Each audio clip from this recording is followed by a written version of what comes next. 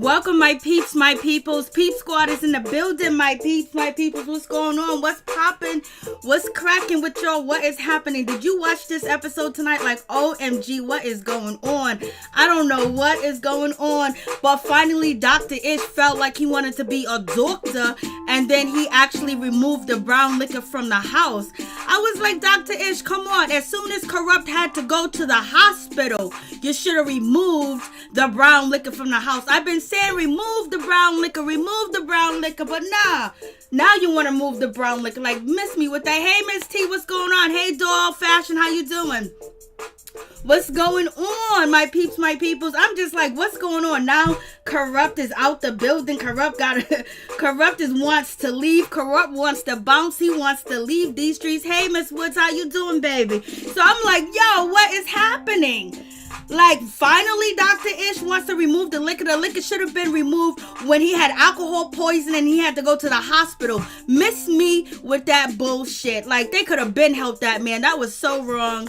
And then they got him on this TV acting up, just making something. Well, he need the coins too as well. It's not like he don't need the coins. Because if he needed the coins, he's here. If he didn't need the coins, he wouldn't be there. He wouldn't be dealing with that shit. Kurupt is a serious drunk. Yes, he is. Boom. Miss T, I don't even watch that show, but I love to hear your commentary. Oh, thank you so much, Miss T. Yeah, this shit's crazy. I'm like, what's going on? And then we got Toni. Toni got read by Judge Toler. Judge Toler told Toni, like, this woman is not homeless. She's living up in your head, girl. I was like, Lord have mercy. Judge Toler told Toni that woman that you think Kurupt is sleeping with and he was with or whatever, she's not homeless. She's living in your head because she's occupying space in your head, baby. So I was like, damn. And then we hear about Kurupt talking about when he was having sex, you know, he had to take a toot. He had to do the number 2. I was like, Lord, miss me with all this. Like, this is just way too much. Poor Hazel E, you know, but you know, she went through this situation and she had a miscarriage, but now she has a baby, so it's all good. But she went through the damn thing. Hey, what's up, Chef Disaster? She went through the damn thing, and she was strong. And I was surprised they only showed Shonda going to check on Hazel E. How come Tahiri wasn't over there checking on Hazel E? Because when, you know, Tahiri had that little situation with Vado, guess who stood up for her? It was Hazel E. Guess who comforted her? Hazel E. I'm like, Lord have mercy. And then we find out that Willie and his wife did a little threesome. So I was like, okay. But I tell you one thing, Willie and Shonda, off of this show, they are a happy couple and they got a big happy family. She got them twins. They celebrate. They have parties. They celebrate Willie. They celebrate Shonda. Like, she really got like a happy family and shit like that. On this show, they look crazy. And Tahiri can't find a man because she's looking in the gutter and in the streets for one too as well. And they still haven't told Tahiri that her behavior is out of control. They just told Tahiri that, oh, when you threw them apples, it was all right. You didn't supposed to get the response that you're supposed to get. I was like, you need to send a message that nobody puts their hand on nobody, point blank, period. Hey, Pamela, what's going on? I'm just like, miss me with all this bullshit. So let's get into it. And then I was like, oh, man.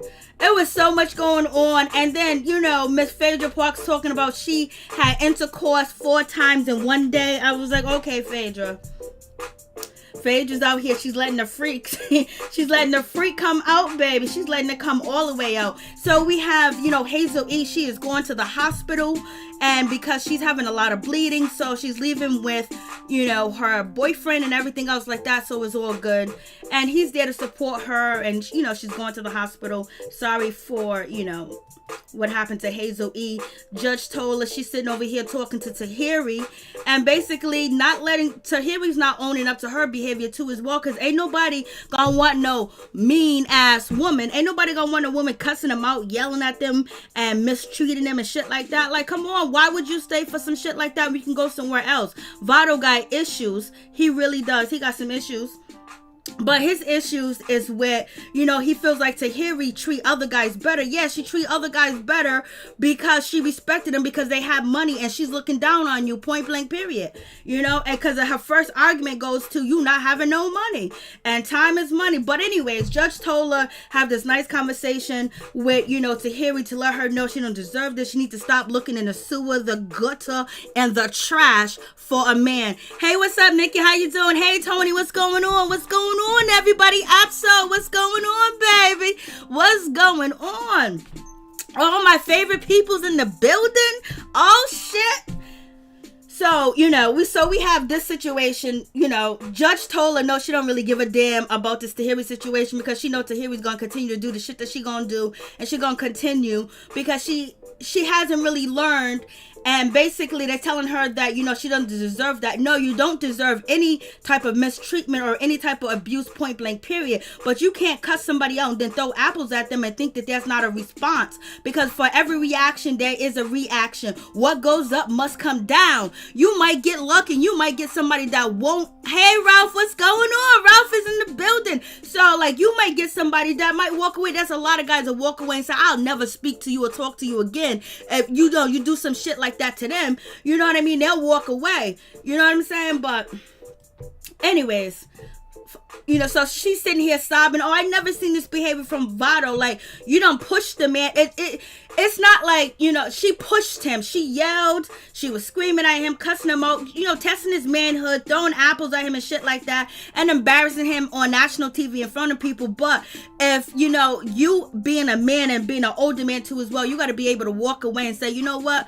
Jump into an Uber. Do what Lil Fizz did. You know what Fizz did when he came on this show? He came with a taxi and he walked up in the house with garbage bags. If it was like that, Vital, you should have got up and you should have just left side. You know what? I ain't here for this shit. For real, for real. Hey, Peaches! What's going on, Smith? What's good? It's good to see you, baby. So we have this situation. So, okay, yep, fine. Dandy. No one is saying abuse is okay, but there's a cause and effect with certain situations. And you might even get a person that might just go ham, and you don't want nobody to go ham. For real, for real. So Vado still feels like, Tahiri pushed him and, but he has to control his behavior because he said I never knew what Vado name stands for. I just called him Vado. He said his name stands for violence, drugs, violate, I don't know, something like that his name stands for. So his name actually has a meaning. I didn't even know his name. Yeah, thank you, Smith. I really appreciate that. With Tahiri and Vado too, wrongs don't make it right, baby. All day, every day. No one is saying that it's okay because I wouldn't want nobody to put their hands on anybody. But you know what? There's a certain age, a certain level of maturity that you reach, especially if you're over 30. If you're over 30, you're trying to catch a man, you're trying to keep a man. You ain't trying to run him away by throwing apples at him. Hey, what's up, Entanglement B? So, yes, it did. So, it comes on at 9 o'clock. 9 o'clock in the dot, baby. So, we have this situation. So, Vado basically tells us his name stands for violence and something. I forgot what his name stands for. But his name stands for, hood shit. And he's still living at, you need to change your name because you're not in the hood no more. You're trying to change. You're not a teenager. Some of that shit, you need to change your name. Maybe your name is stopping you from getting to the success that you need to get to. So basically, Vado says, he was being tested and, he doesn't like disrespect from where he comes from. He handles business. And also, he feels like, Tahiri treated all the other men so better and treated them like a king, but she treats him like shit because she don't respect you. Hey, Grace Turner, what's going on? I am sorry, this show is crazy. Tahiri isn't right either. This show is crazy. It's off the chain. So we already got, Toni. Toni's turning her back on Kurupt because right now she's arguing with Kurupt and shit like that. You know what I'm saying? And because she found that, Kurupt is still talking to a girl that he was in a hotel with, that Kurupt spent the night in a hotel. Why is Kurupt spending the night in a hotel in the same city? So, what's her name? Toni, she done went over there to the hotel and she saw, Kurupt leaving the hotel with this young girl. And she's upset. She's pissed because, she found out that Kurupt is still talking to the girl, so she's feeling a certain type of way. She wants Kurupt to own up to it, and he ain't trying to own up to shit. He's like, it's business, baby. So, like, why is he? So he slept over in the hotel. First of all, if you guys are in a serious relationship and you taking care of his ass as far as making sure you got a throw up bag for him, and holding his head over the toilet and making sure he drinks some fluid and food, don't you be like, what's up? Like, how does he think that he can just stay away like that? We know he ain't doing no shows and shit like that. Come on. So anyways, Toni went to the hotel. She saw Kurupt leaving the hotel with this girl. Kurupt immediately said that, she just met me here because we're about to do some business. Hey, Andrea Sims, what's going on? India Ruffin, don't blame his age. If Tahiri isn't responsible for her age, I don't know who you talking to because I ain't blaming nobody. So with that situation, so now she's leaving, so now she's upset and she's mad, and Kurupt don't want to hear it. He goes, you negativity. So now you get to see another part of Toni, where Toni, she is frustrated and she's mad, but also she can be just as rude and disrespectful as Kurupt. And it seems like she was holding that shit in, and she exposed that she can be just as low down and dirty with him too as well. And so Kurupt even said to her, like, yo, you drinking as much as me, you drinking much as everybody. So Kurupt is pointing out that if she really got a problem with my drinking, why is she drinking as much as she drinking? Because the liquor's free. And Kurupt is pissed off because they gonna take the liquor out the house. And so now they arguing, and she's mad because she found, Kurupt talking to the girl from the hotel. And she was like, that girl is your daughter age. And, she's feeling a certain type of way, like maybe, insecure because this woman is young, and also thinking that this young girl is being taken advantage of by Kurupt, because Kurupt ain't here for nobody but himself. He ain't even, he got a disease, he got an illness, so therefore, he can't really be there for his kids. He can't be there for anybody. The only person that he's there for is the bottle, baby. That's all he's here for, is the bottle. And, he's suffering through some things because he has some loss in his life. He lost his mother, and so he's dealing with some shit. But Toni said that she lost her whole family. I was okay, Toni. Now, I don't believe Toni lost her whole family. I believe Toni has been disbarred from the family. She's like the black sheep, or maybe she's been disowned. Maybe they mistreated her. Maybe they did something to her, because when she gets into the second argument with Kurupt, she says to him, I was like, yo, where she come with this shit? She's talking, my granddaddy, my granddaddy, I swear on God. And I mean, she just really just went. I thought she was gonna say the N-word. To be honest, I really thought that Toni was gonna bust out and say the N-word. Okay, could somebody remove Indian Ruffin? Somebody, one of the moderators, could you remove that person from the chat, please? I would appreciate it. Because if you don't want to be here, baby, you don't have to be. If somebody can remove Indian Ruffin from the chat. And so now they're here, they're having a conversation. And now, she's still upset. She's still mad. She's feeling a certain type of way because she wants Kurupt to own up to actually cheating, to actually being with somebody.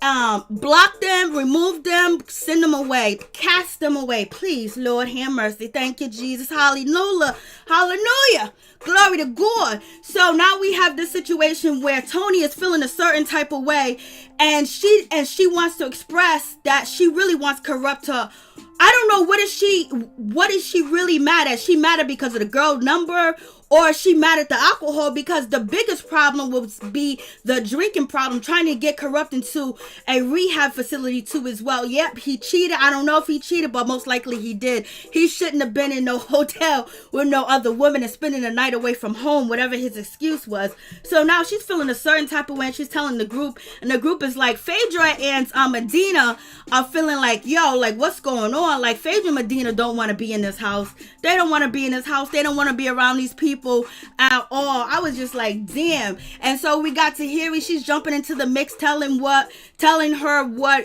Toni needs to do. Like, you need to pick a struggle. Is it the cheating? Is it this? Is it that? You want the truth? You want honesty? Because, Toni basically said, I just want honesty.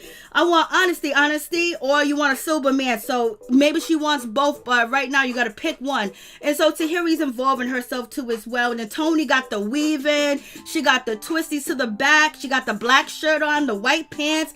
And today, this episode, she's feeling like going in. I mean, like, she was talking hellish. I was like, go ahead, Toni. So Toni's talking her shit, and Kurupt is outside. He's nervous. He's feeling a certain type of way. You know what I mean? Like, he's nervous. He got a little bit of the shakes, and he knows that Toni wants to argue with him, and he don't want to argue with him. Hey, sugar mama, how you doing? Hey, Mo, how you doing? So, you got that situation. I was just like, damn. And then Kurupt finds out that he can't. They gonna take out the brown liquor. They gonna get rid of the brown liquor. Like, damn, they gonna get rid of the brown liquor. So he was like, I didn't sign up for this shit. I don't know what you people are talking about. And so he's pissed. He's in his confessionals. Like, I want to get out of here. He don't want to be here. Yep. Entanglement B, exactly. She was, she paid that man. But Kurupt is pissed. Kurupt is upset. I was just like, damn, like, you're gonna let him drink and you're gonna take the liquor away after 3 days. Come on.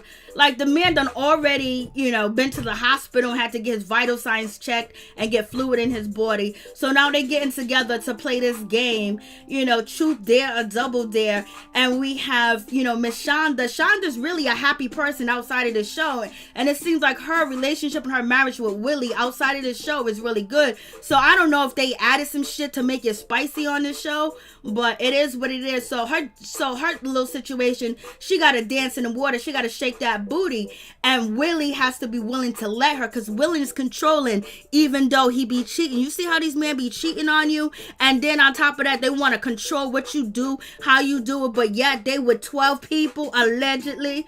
So she's dancing, and that was nice to see. Willie said, who am I to tell you what to do and not to do? So that was a good, little part. And then Willie his was truth. Have you had a, threesome? He says yes. And we all expected, I expected to be with, other people other than Shonda. Even Toni was looking upset. It seems like Toni has picked up some of that Tahiri energy, and she's ready for him. Plus, she's probably tired of the bullshit. Next.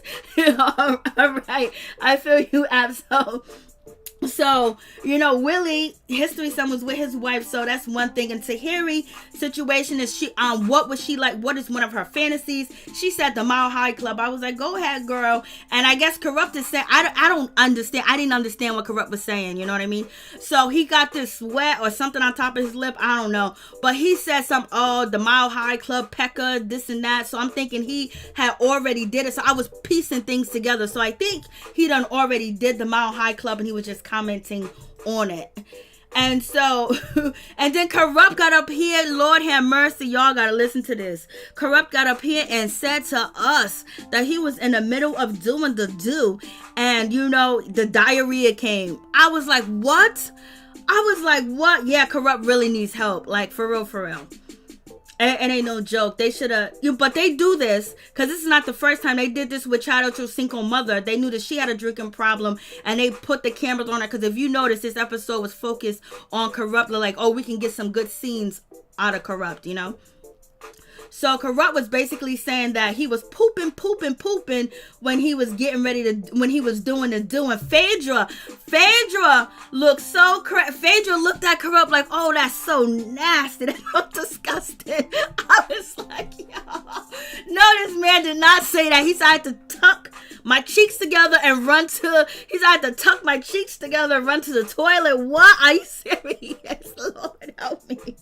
And Phaedra killed it. Like, the camera shot to Phaedra's face. I don't know if they edited it that way, but I was like, Phaedra looks so disgusted. Lord have mercy. She looks so disgusted. And so then now we have Toni and Kurupt actually imitating, Phaedra and Medina. And basically they're imitating them of doing nothing. He can barely touch her. She don't want to be touched. She's not showing him any affection because we know that they don't have a relationship. Smith, I know. They do show that too. Oh, Lord. And that shit is just crazy. And then Phaedra was asked the question, how many times in one day did she do the do, baby? And she said 4. And Medina was like, 4 times? I want some of that. I want to get that. And so then Medina, he had to get up there and his was there. And he had to pick an object to do something to. So he ended up grabbing Phaedra.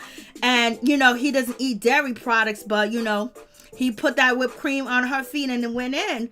And everybody was like, it's about time. Some type of, affection. And then Phaedra is acting like, she wants something with Medina. Medina's acting like he gonna get some. You know what I mean? Because basically a couple of episodes, people been calling out. Willie's been calling them out. Shonda's been calling them out. Everybody's been calling them out. Even Hazel E on Instagram called them out and said the only real couple on the show besides Hazel and Devon was, Willie and Shonda. And this is when they were beefing online. So it gotta be real.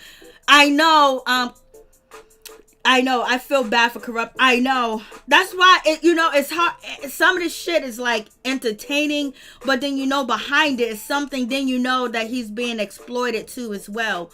So, and it's hard, but some of the shit that he say is kind of, funny and shit. But right now, he's going through the trimmers. He's going through the shakes. Yeah, withdrawal. There you go right there. You said it earlier. He's going through withdrawals right now because they cut him off that brown liquor. And Toni is looking... Thank you, Ab. So Toni is looking at Willie and Shonda, and they getting they getting close. Like Willie's like, yo, you was out there dancing in our water looking all good and sexy. And then so they're being very affectionate towards each other. And even Tahiri's commenting and saying, oh, you gonna be, you're gonna ride the pony or whatever the case may be. And then so look at Toni looking at them, and Toni's like, yo, you guys are still doing the do. You guys still have an active sex life?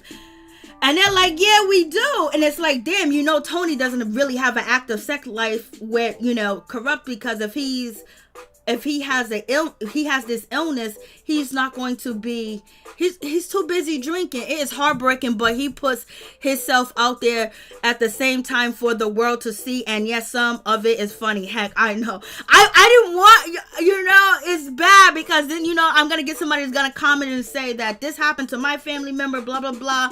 It's not funny. But some of the shit, she must have been talking about Apollo old days. I was thinking the same thing, Miss T, that she was talking about Apollo. She had to be talking about Apollo because Apollo was out there. He was holding on. He wakes up looking for a drink. That's damn sad. I know.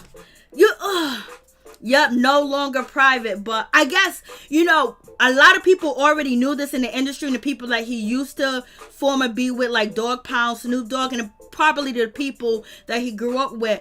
And, we probably got a little taste of it when he was on Vlad TV.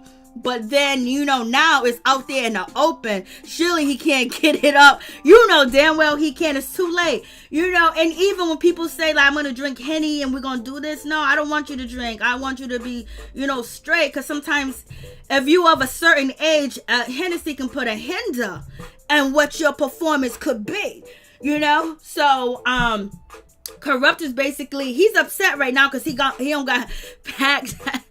Kurupt don't got no brown liquor, so right now he's upset. And so when you have someone that has this type of sickness and this type of illness, you as their partner, you have to educate yourself, because the last thing you want to do is, now liquor's being taken away, is argue with them, because now they're gonna flight. It's either fight or flight. And so he don't want to fight, he want to flight so he can go get drinks. So you can't allow him to have any excuse. Any excuse that he can make, it has to be so ridiculous that he knows a lie, but at this time, Toni's not that educated on being with someone that has a drinking problem. And Toni herself may have a problem too as well, you know. So with that situation, Tahiri is asking, you know, are you going to give up drinking? Are you going to stop? And he's like, hell no, I'm not giving up drinking for no relationship. Damn well, I am not doing none of that. I ain't doing shit. No. And Tahiri said, well, you know, I left my man. So Tahiri had to throw Joe Buttons in, but she didn't say his name. She was like, I had to leave him because he was on them drugs. And then once I left him, he left the best thing he ever had. So I gotta wait to see what Joe's response is to Tahiri, because Tahiri's out here bragging that she, not really bragging, she just said that, kind of bragging, and basically said, I left him and he lost the love of his life. Joe, she didn't say Joe, but he lost the love of his life, and I'm gone. And wake up and you know, Kurupt is like, well, be gone, and you know, we still love him. Which, and Kurupt is like, I don't know what y'all talking about, this bullshit that you on. I'm trying to drink. I don't know what's going on. In his head, he's not saying it out loud, but now he was like, basically, Toni's upset with me because I told her I didn't want to be around her. And so now his flight is, and his excuse to flight is Toni. But then you have to take an accountability that Vado just went off on Tahiri, and now she's acting like she's ready for them hands, and she's ready to throw down. So, you know, it gave him an excuse to want to leave, and even though Toni don't want him to leave. So you got Shonda goes here and she checks on, you know, Hazel E. That's a good friend. I don't know why none of the other ladies, you know, checked on her.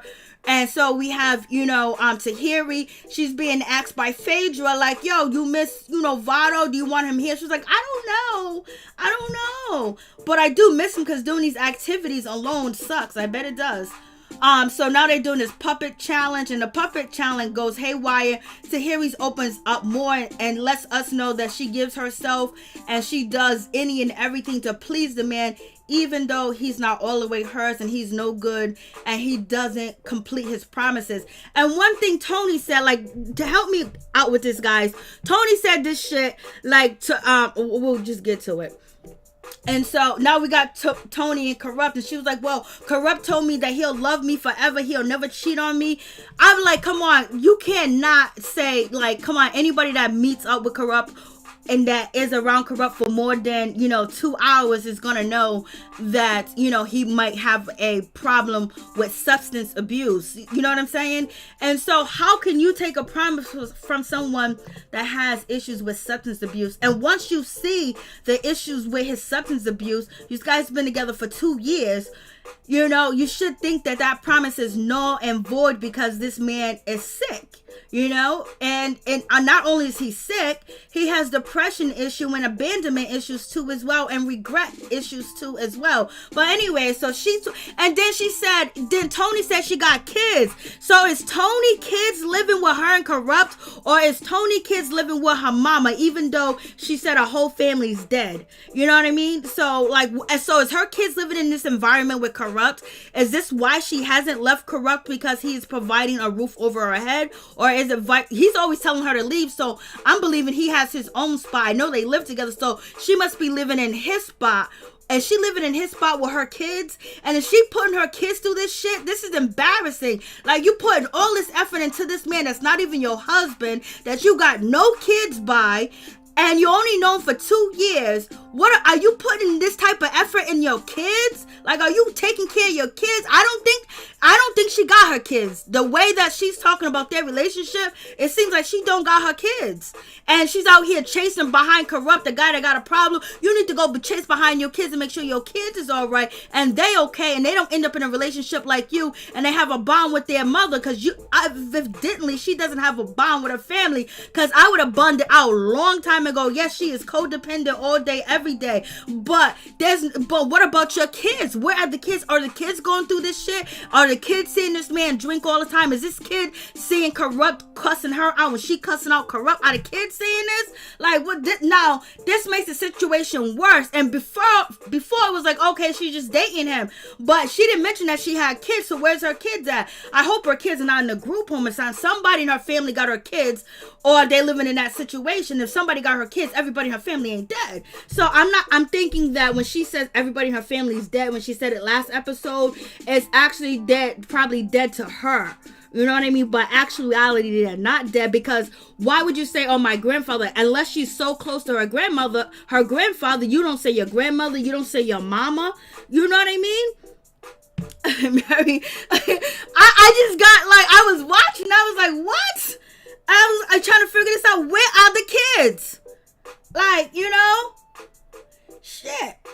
But see, we already know Phaedra got kids. We know, you know what I mean? We know Shonda got kids, but we never heard Toni talk about her kids until she cussed out, you know, Kurupt. And she said, my kids. Like, oh, my kids. And she started talking real ghetto. When I say ghetto, she was saying words that I don't even use because they're too new school. I'm older and shit. And she was talking about, oh, my grandpa word is born. You want to think you I was like, what? You know she be acting up in that house. You know she is not the old Miss Innocent little housekeeper nurse or whatever. And they be in that house getting drunk together. Miss me with all that bullshit. So they play, and why is it every exercise that they do on this show is always an altercation? You doctors are all, I think I missed it. You doctors are messed up. You know what? I didn't upload it. I thought I did. But when Dr. Ish went over there to go see Votto at the hotel, he gave him a paper to fill out. Did you see that shit that he gave Votto to fill out? That paper, it was plain white paper with some typings on it about like true or false. It wasn't even, it was true or false, fill in the blanks, you know, write essays. What kind of shit you already know that ain't shit together. They don't do no shit like that. Where's his laptop? Where's the computer? You know what I mean? So he gets, I was like, Lord have mercy. That shit that they gave Votto, I was like, what? So we got Phaedra and Medina basically not getting none of. Medina's gonna act like he want to get some. He's gonna end up turning into Phaedra. They gave Phaedra blonde hair and shit like that on the puppet. I was like, but the puppets are cute. So now we got this situation going on where, you know, Medina ends up taking Phaedra doll and actually shows Phaedra what he wants her to do to him, which is never gonna happen. So it is what it is. The doctor's congratulating Phaedra and on Medina because they finally show some emotion. And Willie and Shonda, after he cheated, took her like a year to get back with him. But their sex, they don't have a problem in their sex life or whatever the case may be. Then we get back to Kurupt and Toni. And they got Kurupt with the glasses on, the gold chain, the t-shirt. Oh, Lord have mercy. And these sunglasses. And so, you know, Tony's like, this is how I feel. Like, you know, Toni was like, when we first met, he made all these promises to me. He said he was going to do this and do that and everything else like that. She thought she was getting with, you know, a hip-hop star, somebody that, you know, she saw growing up. And she felt like this was going to be a good fit. Like, you haven't seen him put out music, do music. You should know something's wrong, baby. So, but anyways, moving on from that. Hey, Sky Nunu, what's going on? These couples are a mess. How many of them you think will pick to stay together? They might just do it for the show, but they don't need to. They need to stop playing Phaedra and her guy friend. I know, her guy friend, correct words, for real. Medina looks like Billy Ocean, Caribbean queen. Now we sharing the same dream. Y'all are killing me. Y'all are killing me. So now we get back to this situation. So the doctor was like, so how does that make you feel? Like, we don't have the sex like we used to have. Of course not.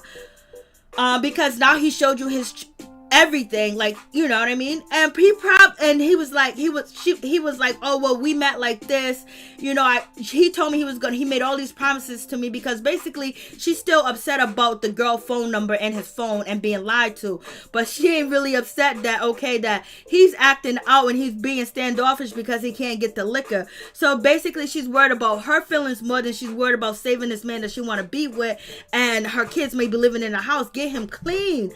Like, be praising him that he ain't got no liquor in his system, and maybe that'll help, because the last time that he was sober for like a month, you know, it was Toni that helped him. So But Toni's doing all that. But where's your kids? I hope is Kurupt financially stable where he's paying for her, to be around? I don't know. So anyways, now she's upset. She was like the lying, the cheating. And the doctor was like, so how is your sex life now? She was like, we don't have one. See, Kurupt, she's all turned over. And Kurupt started laughing. Why Kurupt started laughing?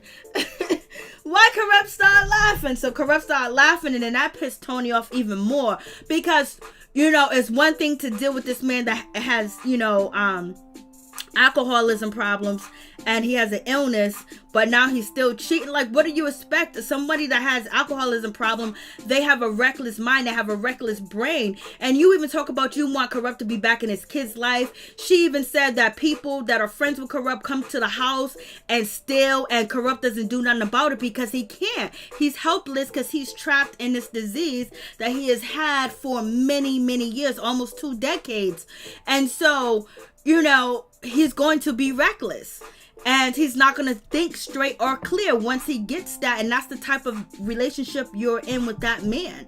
And it's either you choose yourself and your kids, or you choose Kurupt and you continue to do what you do. But so anyway, so she's upset. She's pissed, and Kurupt is over there laughing. And then she says, you laugh again, mother sucker. You laugh again. I swear on my grandpa. You think you tough? Wait till I call my peoples. Wait till I get these streets popping. You think I'm supposed to thug it out? On my grandpa. Instead of saying on my mama, she was like, oh my grandpa. She did so much emphasis. Like she was really like somebody from the deep woods somewhere. Like, what? I mean, she was going in, she got up and she was looking at him. She was mean mugging. I don't know what's going on. I don't know. Is she acting? Like, I guess she done had enough. How you gonna tell me you had enough here in this house? Living with him gotta be even worse than being in this house. Or is it worse because it's being broadcast to the world? But it's not even his behavior. It's the phone number. It's this woman. She ain't even concerned about the drinking right now. She's concerned about this lady. Cause I guess she feels like, if he gonna drink, he gonna need to be faithful. So she's going in. She was like, what? Watch. And she's making all these faces. She got the corn braids in her hair. She got that extra piece of long weave tied up around her ponytail. And she got the hoop earrings on. And she's talking about, oh my mama. I swore she was gonna say the N word. I just knew she was. Cause she was fitting all the criteria. That's the only word she missed in her criteria of trying to be, I guess this is who she is. So I guess what she was like street, and she wanted a street dude, and she thought that she had a prize because she got a street rapper. She got a dude that was, he's a legend. Let's just not get that twisted. His skills is bananas. But what I want to know is, Kurupt, can you really rap? That's what I want to know, if Kurupt can still rap, because we seen him rap on his show and he gave us zero, stingy with De Niro. He gave us nothing. So I wonder if he can still rap because of his illness. Like we heard about Beanie Siegel. Beanie Siegel can barely rap because his lungs were punctured, so he only has one lung. Then we learned about Whitney Houston. She couldn't hit them notes no more. So I wonder if Kurupt can actually rap, because he needs to go out here and teach these kids and these people, don't end up like me. Yeah, this shit is crazy. So she's yelling. She's coming up to his face. She's trying to get at him. I was like, what? And she just screaming at him, what? You think it's funny? I mean, she's going ham. I was like, Lord have mercy. But she didn't throw no apples. And the Kurupt said, I want to get out of this house. And nobody got to throw no baseballs at me. I was like, Lord. So she's yelling. She's screaming. All the hurt, all the pain is coming out. You need to have that hurt and that pain for your kids. Put that attention on your kids. Your kids are more important than this man. But anyways, moving on. So Judge Toler, she comes through. She tells Willie and Sean that they're doing a good job. She tells Tahiri to wake the hell up. She says, what's his name? Medina and Phaedra, good work trying to convince people that, you're a couple. And she tells Toni, that girl ain't homeless. She's living in your head. She's playing rent in your head because she got a place to stay in your head. You letting this woman deter everything in your life. She don't say shit to Kurupt, because Kurupt is over there. You see him in the corner? He's going through withdrawals. Like you said, no, you lose your talent as well. Is it worth it? Oh, shit, I hope not. So she's pissed. She's mad. She tells the other ladies, I don't give a shit about what Judge Toler really says. That's not the point. What about this woman? So she ain't hearing shit. That she's making this woman everything. And I think it's not just the woman, it's the lies too. And probably what she sacrificed to be with this man. But why would you choose him? Why would you choose somebody that you have to lift up when you need to be lifted up and your kids need to be lifted up? So you need to choose wisely while you still got your beauty, you know? Before it's too late and you're too bitter. So she's walking around and she's drinking and she's taunting, and Kurupt is like, I gotta get out this house. Kurupt is like, I gotta go. He was like, yo, I ain't trying to go to jail. I ain't trying to lose my freedom. Tahiri and Shonda's trying to talk to him about, did you cheat on her? He was like, you want me to lie to you? So basically he's like, nah, y'all gonna believe her, whatever the case may be. But then Shonda and Tahiri does it again. They want to talk to Kurupt. They know damn well they don't have the skill set to help Kurupt. And right now they can't help Kurupt. Only person that can help Kurupt is himself. He got to sign on a dotted line to a rehab facility where he can actually get the best care. And basically Toni's in her confessions talking about he needs to tell him if he cheated, because if he cheated, I'm gone, I'm goodbye. Not that he's drinking, not that he's disrespectful, not that he's doing this, not all this other stuff, but I guess cheating is the last straw for her. And she don't really like this. So Kurupt is laughing, and basically he was like, yo, she be wilding. She's drinking just as much as you guys, because they're all in there drinking. And so Toni, she's upset, and she was like, I'm tired of Kurupt painting this bad picture of me that I'm all irate and I'm bad. Like, there has to be something wrong with you too to be with Kurupt. Something got to be wrong with you too. Not a sane, normal person wouldn't choose someone with Kurupt type of issues. Like, she has to have a lot of issues too as well. So two people with all types of issues, it's a match made in hell. And so she's yelling. She's acting like she's going to hit him, and she's tough, and she's Billy Badass, and she's coming to the block, and she going to tell Kurupt what's up. Blase ain't the third, but she's upset. But she's upset about the cheating, not the drinking. Kurupt was like, get me up out of here. Kurupt had me laughing though. Kurupt was like, yo, where's my private jet? Where's my private jet? I'm not standing here with this woman. He was like, you letting this woman come up to me, yell at me, scream at me, and then once a man do something, I'm going to jail. You see this woman, get this woman from me, get this. And then that's even more disrespectful. That makes you even more mad when they don't address you by your name and say, get this woman, get her out of here. Like, you basically a throwaway piece of furniture. And he's been acting like she's throwaway piece of furniture forever, but she was okay with being thrown away furniture just as long as, he was only sitting on her furniture. Since he ain't sitting only on her furniture, I was like, Lord, this was a mess. So she's crying, she's upset, and it's just a damn shame, and Willie and Shonda are doing good right here, you know what I mean? They're moving, text messages and posts from their walls, because they're actually building something good, and they actually really look good together too as well when they're outside of the show. Medina think he's about to get some Phaedra, they playing around. Guess who comes knocking? So Kurupt is downstairs whining. I want to get up out of here. This is dangerous. I want to get up out of here now. Where's my phone? It's not safe to be here. And he got an excuse to go get that liquor. One more like only straws. And so he's yelling on the phone, I want to get out of here. Remove me now. Where's my jet? He's doing the most. He's wilding out, y'all. It's a mess. It is a mess. I don't know what to tell y'all. Shit is crazy. It was sad and funny at the same goddamn time. Anybody want to call in and tell me your thoughts on this bullshit that we see on WeTV? And these doctors ain't doing what they are supposed to be doing. Some bullshit. I'm like, Lord, help me. This shit was just sad too as well. It got even sad because I thought Toni was a single woman. I didn't think she had kids because, why would you put yourself and your kids in a situation like that unless you have no other choice? But she thought that, she had a dude from here, from there. She probably loved his music and she looked up to him or whatever. And, I would be like, oh my God, I used to have a crush on LL Cool J, and then I actually get to be with LL Cool J. That's one thing, but Kurupt, he needs some help. Miss New Orleans, hey everyone, this cow knows what she's doing. Plus, Dr. Ish shouldn't even have alcohol in the house, knowing that man is an alcoholic. Saying shame on his doctors. I know. I've been saying that, but you know what? They sign up for it and they'll do it. That's what I was. And then on top of that, Dr. Ish does have medical facilities, rehab facilities too as well. He should have said, if you want to come on the show, you got to do detox first, get clean, and basically we can watch you and make sure, because a person that's going through withdrawal from alcohol, if they don't have any alcohol, they can actually die. You know what I mean?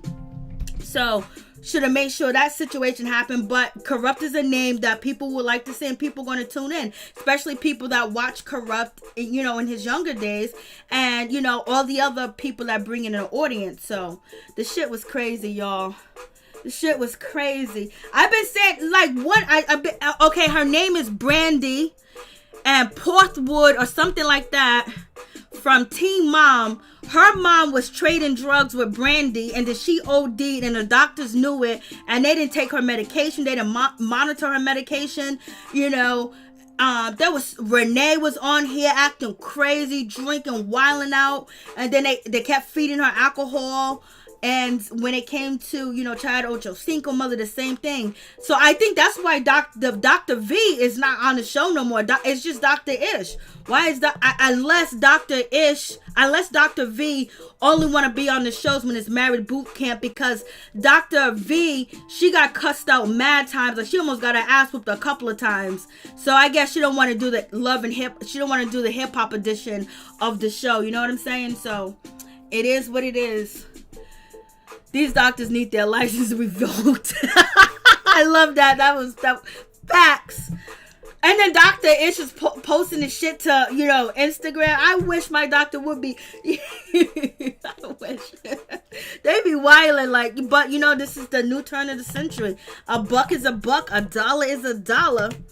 And just like the people, these people are grown adults and they sign on to it. And I wonder if Kurupt even watched this shit back, if he even watched this show. I know I wouldn't. For real, for real. So if you guys want to call in, let me know. My peeps, my peoples. I'm going to check on something real quick.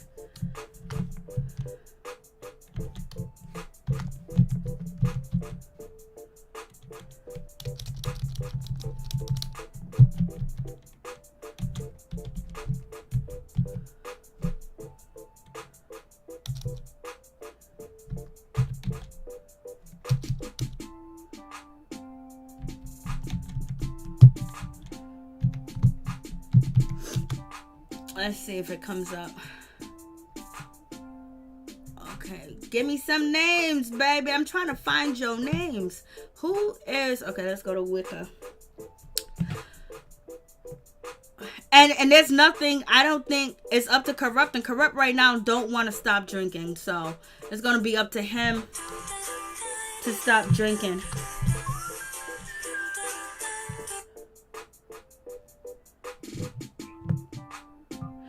Please tell me your name and where you're calling from. No, it's from Flint. Hey, what's up? What's going on? What's your thoughts? Hey, what's up? What's your thoughts on the show? Toxic, a hot mess, but this is like, for entertainment wise, this has been the most entertainment season as far as drama go. We ain't never seen all this drama, not on this show. It's been drama, but not like this. Yeah, but I like Willie and Shonda in this episode. It seems like they getting better. They taking a step in the right direction. That's what it seemed like. So maybe, you know, outside this show, their marriage might be getting better, or they might get better. This show might benefit them, maybe. But I like them in this episode. And Hazel, you know what I'm saying, she went to the hospital, so we don't know. So I don't have a lot to say about her in this episode, because she wasn't even in it too much. But I know they're going to be back next week, her and Devon. And it seems like it's things gonna be popping off with them. But Kurupt and Toni, it just seems like every episode they get worse and worse. But we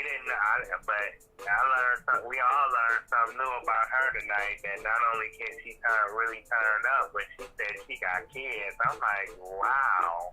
I didn't know she had kids, yo. I know, we just learned that tonight. I'm like, real, I'm like, you gotta be embarrassed being on TV, putting up with what you putting up with, and doing what you doing with this man. Plus, why aren't you, like you said, you made a really good point when you said, why is she not putting that effort into her kids? You know what I'm saying? She might not have. She probably. I don't think she have them. Not being with a man like him. Yeah, I don't think she have them either. Cause he don't even keep in contact with his own kids. No, she can't have them kids being with him. No, that's why I'm just like, cause she's raising him. She's raising him. She need help. She needs some serious help. Like, seriously, how you expect your kids to ever respect you or ever want anything to do with you? And you taking care of this man the way you need to be taking care of your kids. It's like, this is very embarrassing. Like you say, that seems very embarrassing for her. And she should be ashamed. You know what I'm saying? Like I said, I've been saying it before, this man gonna suck the life out of her. For real, she needs to get away from him. She needs to run, seriously. You need, like you say, she needs to focus on her kids and let this man go. I mean, seriously. This man she gonna let this man take the best years of her life away from her. I know. She upset, like you say, she upset about that woman. Now that woman shouldn't be no problem compared to that drinking. You know, that it seems like he be doing that drinking a lot more than cheating. Cause look at him, too many women ain't gonna want to cheat with him. Cause don't seem like he got a lot of money no more. He ain't popping like that no more. So it's like.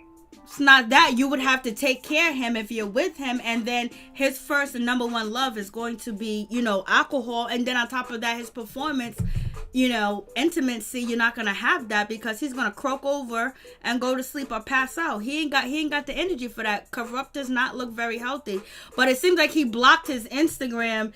And he hasn't posted to his Twitter because he knows this shit is crazy. Because he know people like me will be looking at his Instagram to see what's going on. What's going on, Kurupt? That's why I said she acting. I mean, I know she probably fed up with him or irritated with all the stuff that she's been through with him. But come on, don't let it be because of this woman. Come on, you think that woman want him? He ain't got no money. Like you said, you gotta take care of him. How he gonna have some money? He ain't paying you no money too. She needs help. She needs therapy. She needs to get away from him. And like you say, she needs to focus on her kids. She needs to, try to get back in her kids' life. Because I don't even think she in their life. Not dealing with this man. She don't have the energy for them kids. Being like, because you can see like she unhappy. She miserable. She not happy with this man. She is not happy. Because a person that's, happy or feeling good, would have some kind of relationship with a healthy relationship with their kids. She would have been talked about her kids or expressed some kind of feeling or passion towards her kids. And she just now bringing up the kids. No, she too focused into this man. He ain't got nothing to offer her. She needs to go. But and Medina wasted his time with Phaedra. He is. It seemed like to me he just wasting his time, and he needs to move on, and Phaedra needs to move on too. After this show, they need to get their money and run. Get their WeTV money and get on down because I don't see them going nowhere. Faking a relationship for some money, for a storyline. Well, it seems like they got a whole lot going on that is crazy. Kurupt hasn't been, I guess Kurupt done, he done blocked he made his Instagram private. He hasn't posted on his Twitter, but the last public appearance is with Mike Tyson. I wonder what he says to that. I know he's probably, this show is probably causing him to really drink. Probably every Thursday he probably drinks so much because, and he's probably thinking that the money wasn't even worth it. And Toni probably feel bad too as well because their business is really out there. Hey Miller, it's crazy. Yeah, I'm glad they took the alcohol away. They should have been took the alcohol When he went to the away. hospital, that he had to go get fluids and get his vital sign checked because he was weak and he had a hangover. They should have took the alcohol away, but they never do. This is the first time they ever did that. First time ever. Any other time they'll let it go. Yeah, and Dr. Ish, I just feel like Dr. Ish, his skills, I mean, he's losing value. I'm telling you, I don't think too many people after this show, I don't know if too many people gonna want to turn to him for help or for any type of advice or any type of counseling, because look, it don't seem like his therapy is working with these people. Not at all. It is not working. And Vado, I hope that when he come back, I think he gonna come back to the house that week. Seem like if he do, then hopefully he had time to think about what he did, and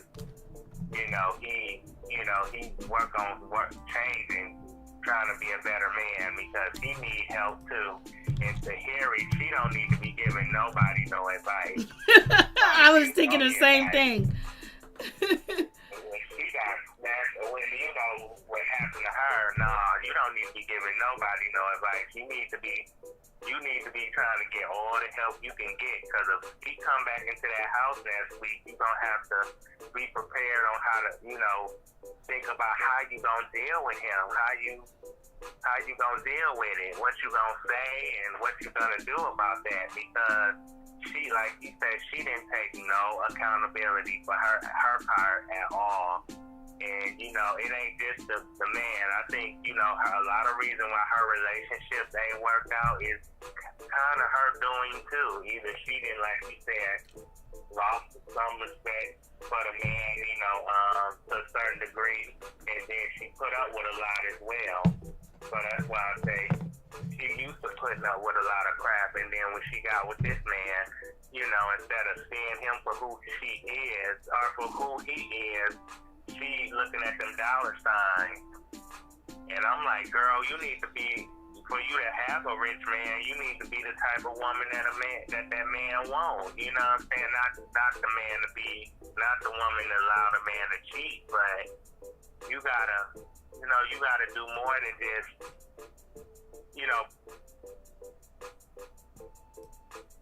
You still there?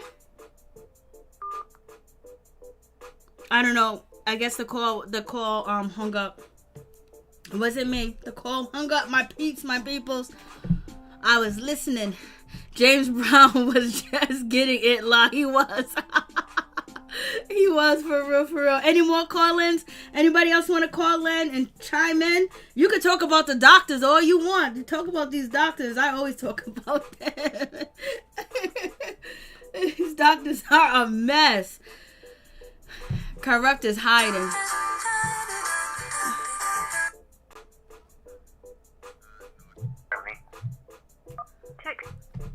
Hello? Oh, I'm back. I don't know what happened. I don't know. It just knocked off. I was going to finish my thought on Tahiri. I was just going to be like, Tahiri, she, like you say, she needs help. She needs therapy. And she don't need to be getting into no more relationships anytime soon. Because she's looking for money in all the wrong places. It's like she don't know how to pick a man, and I like her, but it's like she, been dealt with men that have cheated on her, and then, like you say, I think she's taking that out on this man, and expecting this man to bring something that, or give her something that them other men couldn't. And it's like, anytime you gotta talk down to somebody, or you don't respect somebody that you're with, then you don't need to be with them at all. You don't need to be in a relationship or nothing with them. So, and then plus, she should have, like I said before, she should have paid attention to how he was in his other relationships with his, with his baby mama and with other women, and then she should have figured out then and there that him and her ain't gonna work if they be together. Especially if he gotta pay child support. She said that they were best friends, but it don't seem like it. No. If you like you said, if you knew all this stuff about him, she wasted her time getting involved with him, and now she weeping what she saw, and it ain't the benefits. And then, like Toni, like I said, she needs to run, because anytime you feel like, or anybody in general, anytime you feel like you gotta get physical with somebody or think about doing that, then you need to run. You need to go, because that relationship ain't for you. That's facts. Because you're going to be a person that you don't want to be, and you're going to suffer a consequence. Every reaction has a consequence, especially if it's a bad one. So, yeah, but the only couple I see maybe lasting behind this could be Shonda and Willie. Could be, maybe. I think they are, because they seem very happy outside of this show. Like, I watched a couple of things that they did in interviews and just hanging out at their house. They really seem like they got love for each other, and they got a close-knit family too as well. So I'm thinking some of this shit that they're putting out here ain't true. Yeah, but that cheating could be true. Well, the cheating is true, but I don't know if it was 12 times or maybe it happened back in like 1999 and shit like that. But no, because there's some other women that came out and said stuff. But they seem really happy, and they just had twins, and Willie, one thing he didn't do was get another woman pregnant. So at least he had that much respect. At least he only got kids with his wife. They just had more babies? Yep, they got twins. They got two twins. They got two twins, and they're so beautiful. They got two twins. Oh, two twin babies. Oh, wow. So they so they just had the twins, and then they was having a real big family cookout, and then she comes online and she talks, and she's totally different from the Shonda you see here on this show.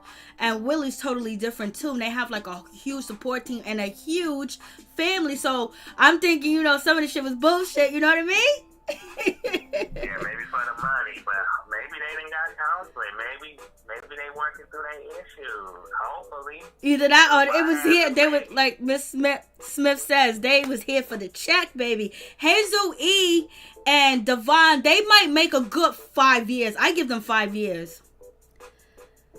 Because of the baby, because he seems really, like, if he dogs her out knowing what she just went through, I think this is his first time going through this, and, and I think Hazel does really take care of him too as well, and she's helping him like no one else is helping. He might, toe the lines for a little bit too as well, as long as Hazel let him be a young man and let him be a man and don't throw up in the face that she's a provider, and if he can keep his hot dog in the bun, they'll be cool. Yeah, I like, you know what, I'm not even gonna lie, Smith, I kind of like Devon and Hazel now. I don't know why, but I just do. I don't know, I just do now. Maybe this baby might like him. This baby might help them, might bring them closer, might make him think, okay, I don't want to, be a bad example for my child. I want to be the best example I can be. Maybe that baby can help him, like stay faithful to Hazel, and maybe he could be the man, that the other men weren't.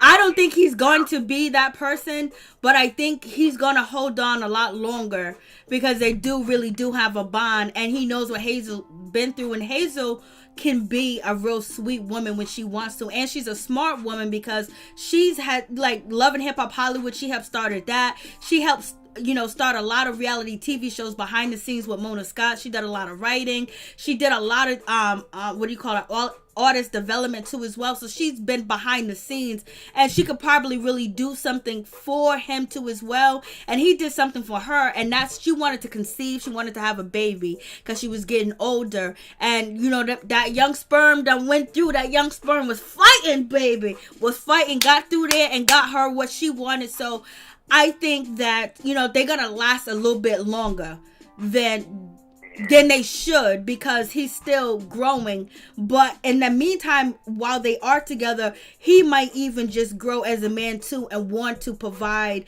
and protect his woman and his child. So we'll see how that Rita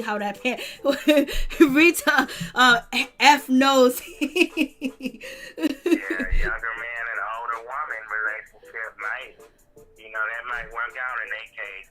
But I think I'm gonna predict people that ain't gonna work after the show. Phaedra and Medina, I don't think they're gonna work out.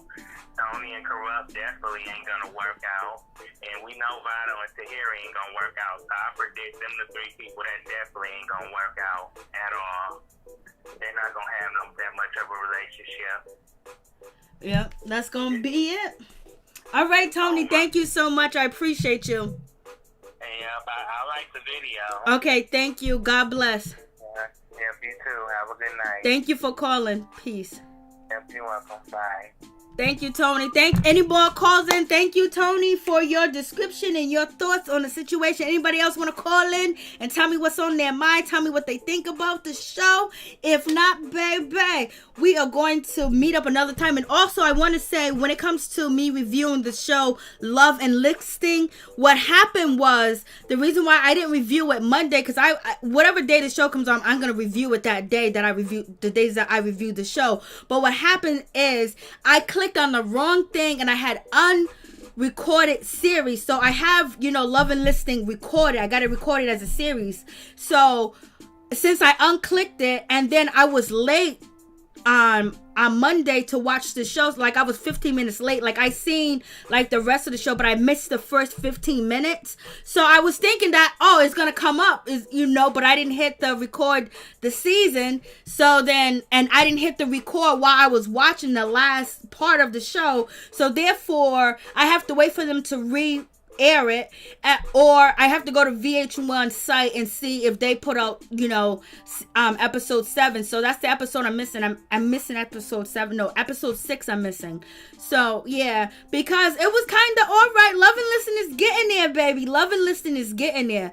Thank you, Toni. I appreciate you. Miller, thank you so much. It's glad to see you. What's going on? Thank you, Nunu Sky. Nunu Sky, I really do appreciate you, going to the videos and saying, please like, comment, and subscribe. I really do appreciate that all day, every day. Because sometimes I don't even say it in my video because I forget, because I'm just busy just making the content, putting out stuff that I forget to say, like, comment, subscribe, Sometimes I just forget. And if you watch my videos, every intro is different.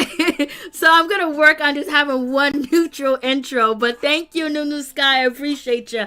I was like, yeah, there go my girl right there. Thank you. And because I'll go back to the video and I will remember I never said, please like, comment, or subscribe or anything like that. I forget. Like I didn't even say in this video, guys, can you please like the video, share the video, to be greatly appreciated. Thank you, Toni, for liking the video. Thank everybody for liking the video. I really do appreciate you, Toni. Thank you for calling in. I do appreciate you calling in too as well. Hey, Miss Sugar Mama. Toni, you better say that. What did Toni say? You are from Flint? Smith? Is Smith from Flint? Okay, I guess she is from Flint. Go ahead, Smith Peaches. Thank you so much. Miss Sugar Mama, what's going on? I appreciate all you guys that come to the videos that I upload, because sometimes I can't go live all the time. And I appreciate you guys clicking on them videos and telling me your thoughts. I do appreciate it all the time when you come through. New Orleans, I love every minute of this live. Oh, thank you so much, Miss New Orleans. I really do appreciate that. They might repeat last week before the new one comes on this week. I you know what? It still hasn't repeated, but I'm gonna go to the VH1 website, to VH1, and see if it's on the site, because it wasn't on the site. I wanted to see the first part, and I was like, Taylor, oh my God, Taylor is too much for me. And then now Samantha don't even. Samantha, okay, I think it's. Let me see if it's there. Let me hit. Because if it's there, I'm going to watch it. And I already got, Love After Lockup. I got that series covered. But I just need time to watch the show. And I got the other show that I said I was going to review. I got the series recorded. I'm going to spend the Saturday recording. Okay, they did upload it. They just uploaded. They uploaded it. It's season 2, episode 6, entanglement and relationship. Where's entanglement B? It says entanglement and relationship. Angie and Jacob, new baby tests their relationship. Andrew helps rapper Chopper look for a condo. And Taylor sees a life coach. Taylor and her life coach. Taylor would be all right. She just got to calm it down. And she got to calm it down. She be wildin'. And she can't expect everybody to think like her. But I remember being that young. And I'd be like, why would you put up with any shit like that? Defend yourself. Stand up for yourself. And I realized everybody is not going to stand up for themselves. Everybody's not going to do that. And some people push things under the rug, you know, and they move on. And some people, and she's young, so she's thinking you're supposed to go ham because, like, there's sometimes I told you guys that I started, like, you know, a big thing at my jobs where, oh no, we're gonna walk out, we're gonna do this, we're not gonna, and then I turn around, nobody's there, but I get my raise and I move up. So everybody's not gonna be like you, but also it's the way that she talks to people. She yells and she screams. She got to calm it down, baby. Calm it down. And let me tell you what, yo, I ain't gonna even lie. This show got some fine dudes on it, straight up and down. This show is almost like Ballers. Ballers got all the fine dudes, and this show got all the fine dudes too as well. And also, Snowfall show got all the fine dudes. Like, this show got fine dudes, but I don't know. You know, I like Eric's like a catch. Eric is like such a good guy. He cooks, he cleans, you know, he has organizations to help young black women. Eric got it going on, and then he can cook baked macaroni and cheese and collard greens and everything else like that. Alexander's level-headed, and even Andrew cheating ass, he's still a good-looking man, and he's level-headed too as well. And even Eric got a lot of screws. Eric, you know, he played football, so he might, you know, been hit too many times or tackled too many times, but he's still a good looking guy and don't want to be a player either. So, like, who else? Is there another guy on the show? It's Alexander, it's Eric, Andrew, and Suge Knight's son. He's just way too young. Are you planning to review Potomac? Right? Yeah, on Sunday. I will. Well, all this shit going on with Potomac is crazy. I love Mary. Oh, thank you so much, Smith. I love you too. Thank you for coming through. Thank you, guys. I really do appreciate it from the bottom of my heart. And I thank you for your support. Zach is the best guy. Zach is good too. Zach really want a wife, Sam. Zach really want to be with her. He wants to be one-on-one against the world. He wants to be Beyonce and Jay-Z, take over the real estate world. And she's just like, I'm still kind of feeling this guy that I was dating that still live with his children's mother, and he got 3 kids he didn't tell me about. I got started watching Potomac. Okay, yeah. This other shows I want to review, I got the series recorded. I just got to watch them. I just haven't had time to watch them. So much shit been going on to watch. Like, you know, I got to watch the whole, like, I have to catch up on Marriageville, Hereville, whatever that show that comes on, OWN. I got I got last season all recorded, and I got the rest of this season recorded, but that's like watching like 15 episodes in one day, 20 episodes in one day. I have never seen it. Don't worry about it. It's just drama. But I do like Love and Listening. I ain't gonna even lie, Miss T. Thank you for encouraging me to review that show, because I really do like the people on that show. Sam ain't ready for a man like Zach. Zach is ready, baby. But she did all that shit to Zach, and then on top of that, she don't even wanna. She's like, she checked out on him. I was like, damn. And then I know, what's her name, Sarah, she gotta show us some more crazy shit. And then Ajani man is fine, and Ajani man, like, he got it going on. When they went into that condo or that house that they was going to rent, she was like, it's $3,800 a month. He was like, baby, can we look for something else? Taylor goes ham on shit that does not have to do with her. Plus, you are not allowed to tell people how to react when you provoke and tell them nasty things. Exactly. Facts. It's just that she's young and immature. And then, you know, when she was talking to the life coach is trying to tell her that maybe the reason why she goes ham sometimes and she feels like she's never listened to is because her mother abandoned her. That's one thing, but she knows proper etiquette because she acts proper around certain people when she needs to. But you know what? She cussed out Andrew, and Andrew was her boss. She cussed out Ty, he was her boss. I was like, look, but I don't care if she cussed out Ty because Ty deserved it. And so I didn't even get to see why what's his name? Jacob. What's going on with Jacob? So I'm gonna check out Jacob, see what's good with him. But other than that, I do like the show though. I enjoy it because it's something different. It's real estate. I love to see the big houses. I love to see them on their grind, on their hustle. You know, they're well groomed, they're well dressed, they speak properly. I just really like the show. It has a lot of handsome men. I actually upset they did not follow Alexander. He must be considered just a friend of the show. Oh, see, I didn't even know that Taylor is a baby girl living in a grown woman's world. Tony's going in. Tony's going in. Yeah, but you know, it's facts. But the thing about it, especially when Maryjanetv says that she didn't want to talk about it, she wanted to move on from the situation. Let her be. Let her be. So yeah, that's the situation. All right. I heard that Snowfall won't be back until late 20. Oh, I gotta catch up on the last season. Like, Snowfall's my top playlist, and I used to watch that show. And all of us, after, you know, what's his name died, that made the show, I don't know, I just stopped watching it.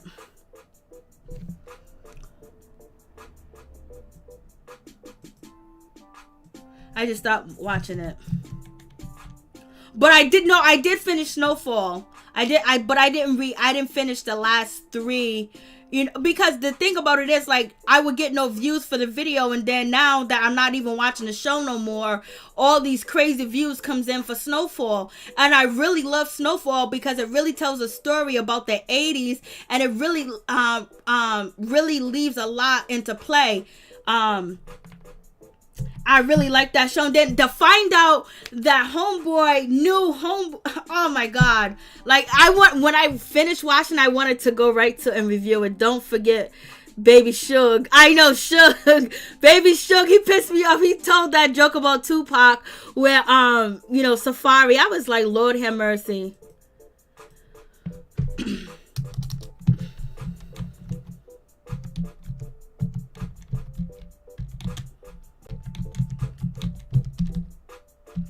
And I knew he wasn't going to stay with that girl. There was no way.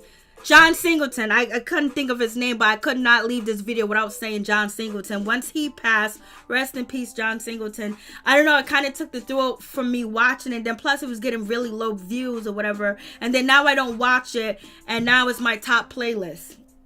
Picture that one.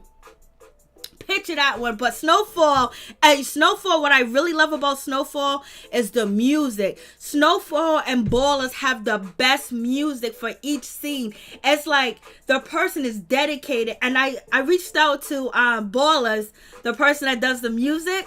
And, you know, I talked to them on Twitter or whatever, and we was having a conversation. It was just because I just love the music from Ballers. And then the music from Snowfall is just the best. Hey, Mike Carter Show, what's going on? Excuse me.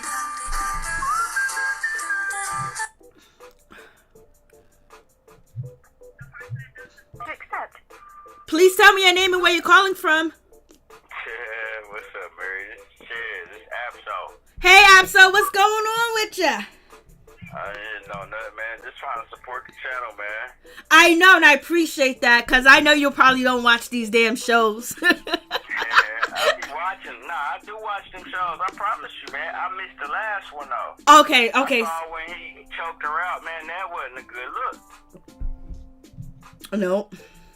Nah, I like Votto, man. He's a good dude, man, but I think he got pushed to his limit. That's what happened, definitely. Yeah, I mean,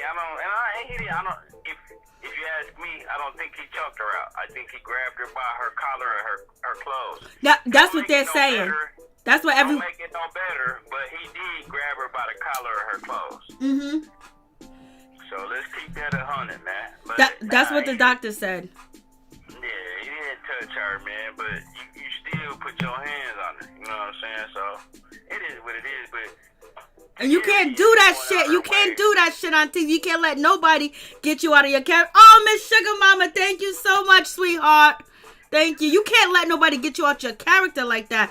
Like, you know, I tell my family members, I tell everybody, like, yo, someone's pushing to you to a point, you got to try to back. You have to have control of yourself. So one of the number one things I try to do and work with my family is meditation and having control over your emotions and your feelings too as well, where you don't end up making the wrong move.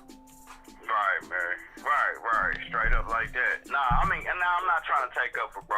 I'm just saying, I think a lot of people, the way that they depicted it on the preview of the show, I think that they made it look like he jumped up out of his seat and grabbed her by her neck. No, he didn't do that. But what makes it sadder is that Tahiri looks like she was used to that. Yep. You know, it seems like that's happened to her before. And I think Tahiri been going through her sad part since she lost Joe. Yep. You know what I mean? I feel like she's kind of low-key in her down point because Joe has moved on and he's in a better atmosphere, you know? And she's been searching for that atmosphere. Well, she even talked about him tonight because she goes, you know, I left my ex because he was doing, you know, Joe used to be on Adderall. He used to be on different stuff and drinking. And so she broke up with him because of that, because he failed the drug test. That was the last thing on Love and Hip Hop New York. And then so he asked her to marry him and she said no. And she walked away from him. And then Joe, she said, now he's a better man because I left him and he lost the love of his life. And Joe is basically, he's an entity now. He's not just Joe Budden. He's an entity. Yeah, Joe Budden is probably he's probably the epitome of what you call that shit, when you, what's that shit that you got online when you make them shows online? What they call that? Oh, he's the best podcaster. No, his show is the number one. Yeah, best podcast. He a podcaster. Yeah, his show is the number one. He has the number one podcast. It kind of make her feel some way, man. But I don't know. I just don't want everybody to feel like that dude choked her out, man, because I don't think that he choked her out, man. No. They even said it tonight. Judge Toler said it was he grabbed her by the collar, and Judge Toler is not the one to put her credibility of what she has done for years on the line. So I totally believe what she said, because Judge Toler always keeps it 100. Yeah, man. I think that a whole bunch of that stuff look different. I think she shouldn't have disrespected him like that, because she know Votto don't got that kind of money that Joe got, and she made him feel belittled. And you can't do that to a man. Nobody can do that to a man, you know? And she should have known better than that, man. That's all I'm saying. And I ain't trying to disrespect that. And if y'all feel some kind of way, I'm sorry. I apologize, but she shouldn't have made him feel that way. Because it could have got worse. Listen, if I throw and I hit somebody with two things, I'm boking, I'm running, I'm bouncing, because I know I did something to them. Now there's going to be a reaction, so I'm out, I'm ghost. I'm jumping in the car, I'm gone. I'm looking at your comments right now. They all on my head, man. I'm sorry, y'all. I'm not saying it like it was okay. No, it wasn't okay. You should never grab up and grab no girl's collar, or you shouldn't do none of that. But he's a her little boy. No, man, yeah, they going in on me. They're not going in on you. They're not going in on you. I'm okay with it, though. I take that criticism. No, because we had already talked about this. Hey, what's up, Sanders? We had already talked about this. It's two wrongs don't make a right. But Votto, he was hurt. He was hurt. Entanglement B. He ain't broke, though. I promise you. I bet you Votto got a lot of more money than a lot of people that's talking a lot of stuff, though. That's all I'm saying. I ain't gonna even be funny. You know, what made him upset was because they grew up on the same block, and Tahiri, she got upset because she ain't with Joe no more. You know what I mean? And that's crazy. You know? And when you was with him, you was acting crazy towards him, too. You know, Tahiri ain't really coming off as the best woman to me. I used to like her when she messed with Joe, but she's coming off now as just like a proactive story shit type of person. You know what I'm saying? And that ain't cool, man. Cause bro was sitting over there sipping his drink, and she kept on saying what she was saying. He kept on hitting that button, like, all right, chill out. But she kept on talking. And it just went left. It went left. Yep, he should have just bounced. Like Kurupt is trying, even though Kurupt is trying to get him a drink, he was like, yo, listen, women are dangerous too. He was like, you know, she gonna do something to me that I'm gonna end up getting in trouble. Kurupt was trying to get up out that house, baby, but we know why. But he had a good point to get up out the house, because you don't want to be around anybody that can actually bring that outside of you. And then if it was like, and what's his name? Kurupt made a good point that like he was yelling at the production team and the producer.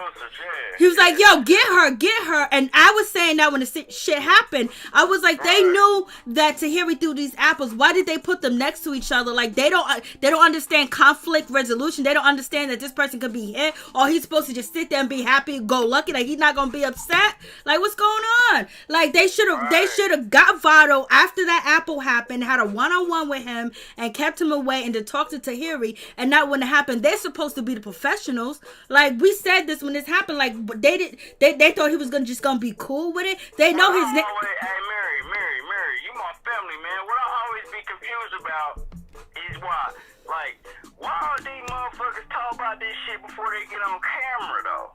You hear me?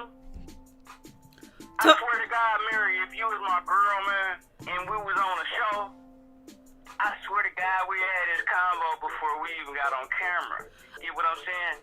I think they did, but Tahiri took it too far. They probably said, we're going to do this, we're going to do that, just like Phaedra is doing with Medina. But they have an understanding and a mutual respect for each other. And it just, Tahiri just got, like, she was like, I'm going to argue with you, we're going to do this, we're going to do that, blase in the third. But it just went way too far. And then he couldn't take that. Apple at that nigga head, man. You throw an apple at my head, man. I don't know what I'll do, man. I don't know. He handled it better than me. You know what I'm saying? You throw an apple at my head, man. God, dog. That shit leave a scar. Well, he didn't get no scar. He's good.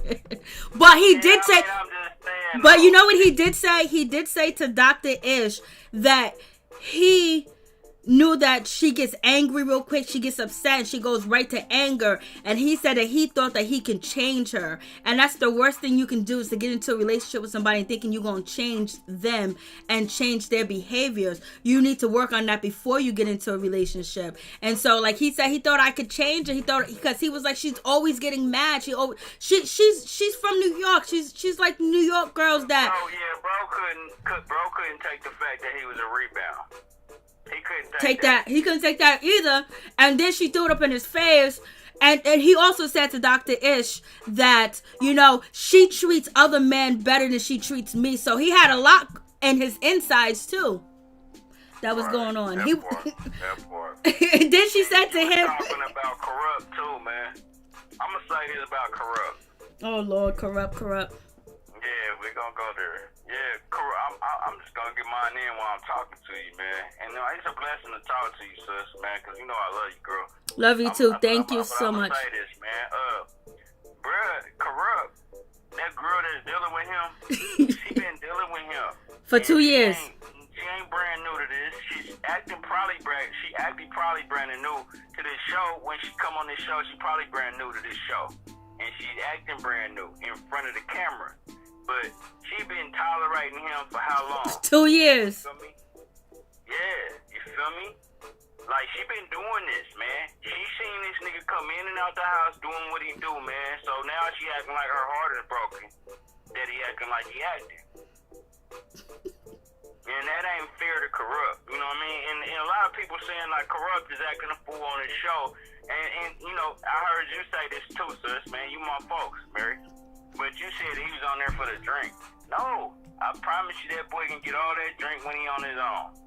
I promise you. No, I'm not. And I never said he was on the show for the drink. Hell no. He could go to liquor store and buy liquor. And I said that he was on the show for liquor. No, I was saying that he wants to get out that house too as well, because now they're refusing to serve him liquor. And he said, I didn't sign up for this shit. Right. Yeah, y'all trying to make me sober. This ain't the sober house. That's what he was saying, but nah, I know Kurupt can afford some liquor. He can walk in front of a liquor store and people gonna buy him liquor off the fact that he's corrupt. fuck y'all mean? You know what I mean? I'd be mad too. I ain't gonna front, man. If I was him, I'd be like, man, y'all what? I can't have a drink? Shit, man. And then my girl acting like I ain't supposed to be drinking. Girl, look, you know what I mean? And shout out to Kurupt, man, for not even setting her out, man. You know, because he could have set her out and been like, hey, girl, you know you be letting me do this at home. Why you tweaking? He said that he's like, look at how much she's drinking. She's worried about me drinking. I was like, he gonna get that drink. Man. And it ain't cool that he drinks that much, man. But she's an enabler. She be doing that and letting him do that. She probably go out and buy his bottles. She probably do, but I guess she was there for change. But Kurupt really needs to stop drinking because he couldn't even rap when he was supposed to show out, and he couldn't even put a rap together. So that's the problem. The drinking is a problem. He has to put out music is a problem. Yeah, Ralph. That's facts, man. He do need to stop, man. He need to slow down, man. You know what I'm saying? My only thing is that he been doing this for so long, you know? Yeah, he has. It's crazy for his girl to get on here and act like this shit just started. You know? She was like, I'm supposed to be thugging, and she was talking so hood. She was like, oh my grandpa, I was like, what? Lord.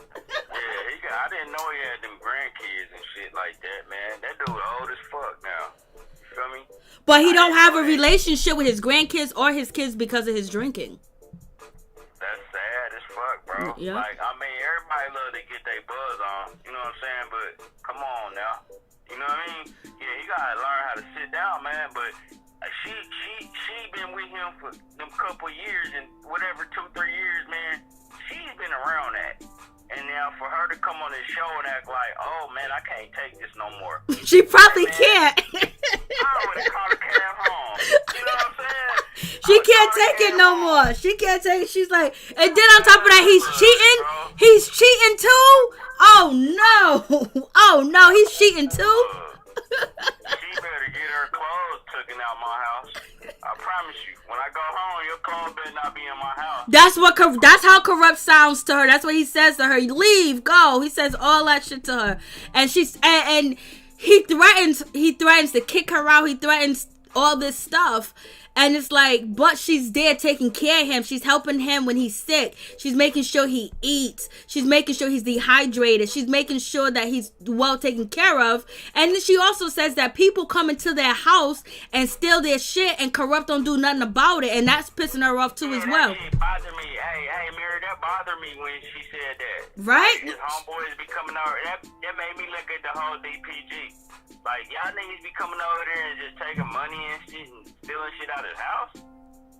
You know, that made me look like, man, your homeboys is dusty. You need to check who you all hang around. Yep. You feel me? It ain't just her. It's all these niggas you hang around, bro. You be so saucy, you can't even tell what's happening there. That's what she's saying. That's exactly what she's saying. And I can tell that, man, because Kurupt look like a nigga that can just get robbed, you know what I mean, on accident. And I ain't liking that, man. I don't like that because he used to be one of my favorite rappers. He was one of mine too. I love Dog Pound. Like, I was West Coast music. Are you kidding me? I love that boy, man. I used to love that boy. Oh, this shit is just... Know. Yeah, but that's sad, though, man. That's all I wanted to say, though, Mary. I ain't gonna hug your live up, man. But, yeah, but that boy was one of my favorite rappers, man. And I see the downfall, but I don't think that she got nothing to do with it. I think that she's a fucking enabler. Yeah, she's one of them people that just helping. Yeah. And she's enjoying the life. No, and not only that, she got issues too as well because she says her family's dead, and I don't believe her family is dead.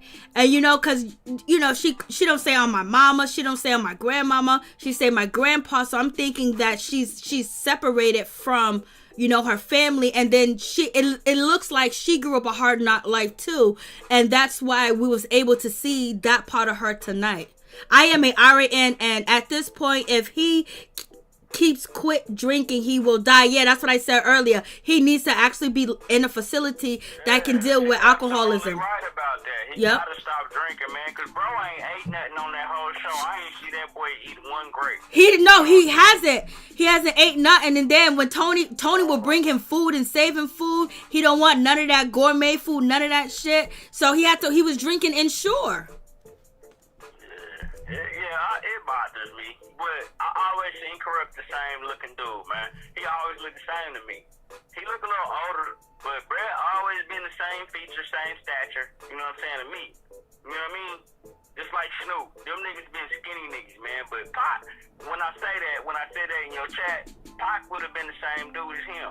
You know, because Pac drunk is just as much as him. You know? I don't think he would have drunk as much where it would affect his career and putting out albums, because we haven't heard an album from Kurupt in God knows when. But I looked...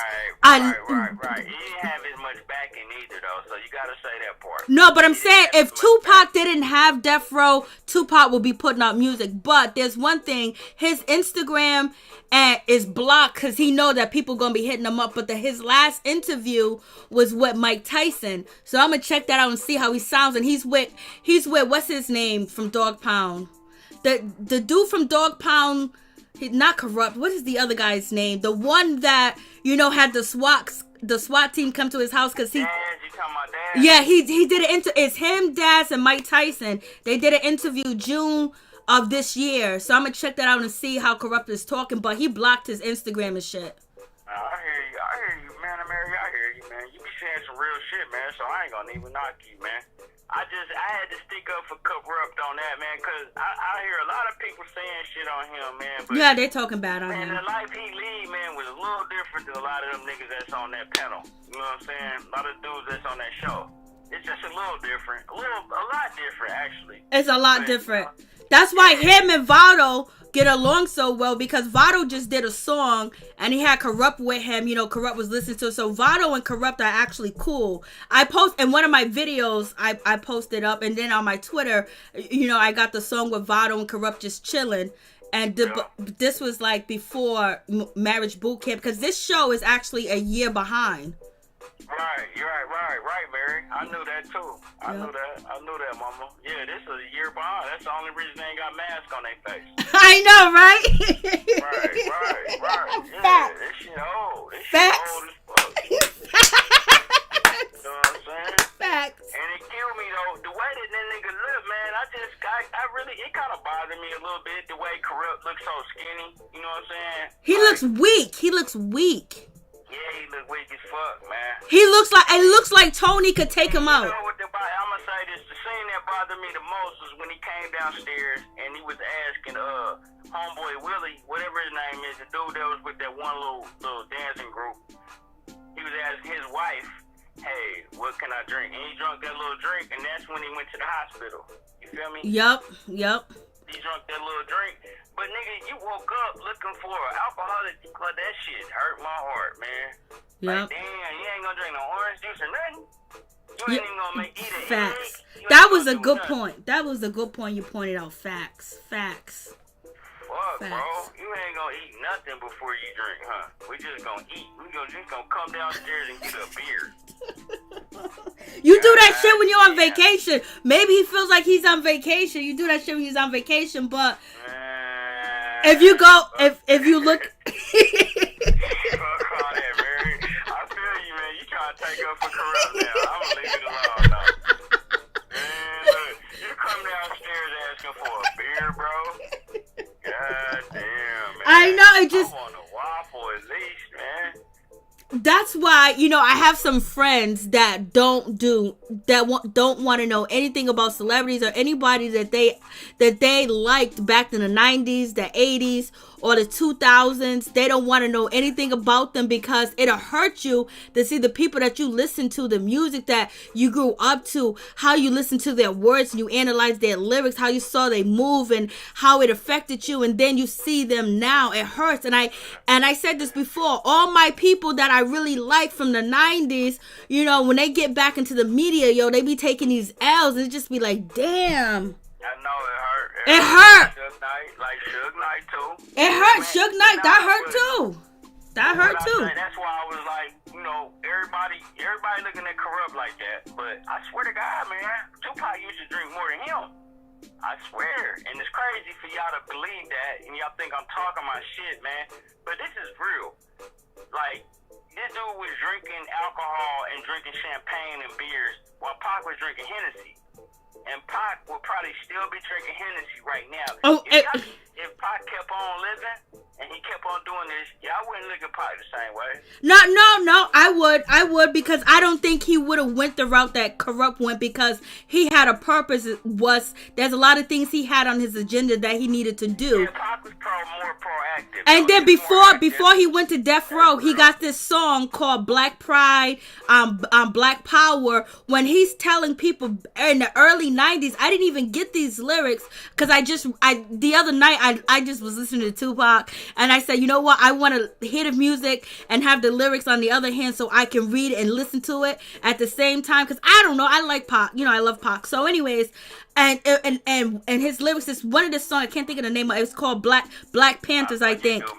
I know you love that boy. Then he said in the song, we need to eat right, we need to do this. When I was listening to that, I didn't even understand what he meant when he said we need to eat right and the food that we're eating is poison. I didn't even understand that. He was telling us that shit at the age of 19. He might have drank, but I don't think he would have let it actually be an addiction for him where he'll stop. He made all eyes on me. He made all eyes on me in 7 days. And you know all he was doing in the studio? Was smoking and drinking. Drinking Hennessy. Well, he was drinking Thug Passion. Why do you think everybody was drinking Thug Passion? Anyway, when I'm on vacation, I had Thug Passion in the soup. What you think Thug Passion is? It was Hennessy and Alizé. Okay, let's get it. You think I didn't know? Let's make sure we understand. That boy was lit, boy. Yeah. Pac was lit, man. But shout out to Pac, man. I ain't trying to down him, but you already know. Like I'm gonna say no. He's not. He wouldn't have been like Kurupt. He wouldn't have been like Kurupt. No, I don't think he. Honestly, when you saying that, I don't think he would have been like Kurupt. But Kurupt, man, when you lose as many niggas that Kurupt and lost around him, you probably start turning to drinking. You know what I mean? And shout out, man. I'm not gonna say it's okay to be drinking like that, but shout out to him for not turning to no harder drugs. You know, that nigga turned to alcohol. You know, and that ain't okay. But at least I ain't hearing about Kurupt out here tweaking and putting needles. See, when I heard him say, man, I don't want no needles put in my arm. I was like, man, good look, bro. You know, that let me know a lot about him. Cause I don't like needles either. I take them. I gotta get my blood taken, man. I would have went to the doctor and let the doctor do what he did. But Kurupt didn't even want the doctor to put a needle in him. Yep, that's why he didn't get, the IV fluids put in him because they wanted to put fluids in them and stuff like that. Yeah, he ain't perfect, man, but he out here tweaking. He need help, man. But he rich as fuck. Well, is he rich?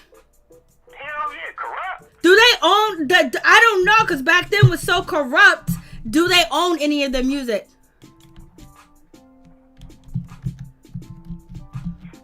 Tupac would have been in the streets protesting if he was alive today. Yeah, he definitely would have. But he would have had that bottle of Hennessy in his left hand. Kurupt is only 47 years old. He's a Sagittarius. OMG, Kurupt is a Sagittarius. Lord have mercy. Yeah, Kurupt, man, listen. Nah, look, I'm talking my shit, bro. Listen, these niggas is proactive, man, and they functioning alcoholics. I don't know if y'all know what that means. Yeah, we know. I come from a family of them. So when I see Kurupt, I'm like, bro, you just not eating though. You gotta feed your alcohol though. You feel me? And that's his problem. He gonna end up dying someday because he don't feed his alcohol. You know what I'm saying? You gotta eat that steak that your girl brought you up there, bro. She brought him steak and shrimp, whatever she brought him, steak and something, lobster. Yep, you're right. So you really do watch the show. Oh shit! Yeah, you gotta eat that shit, bro. Go to sleep, man.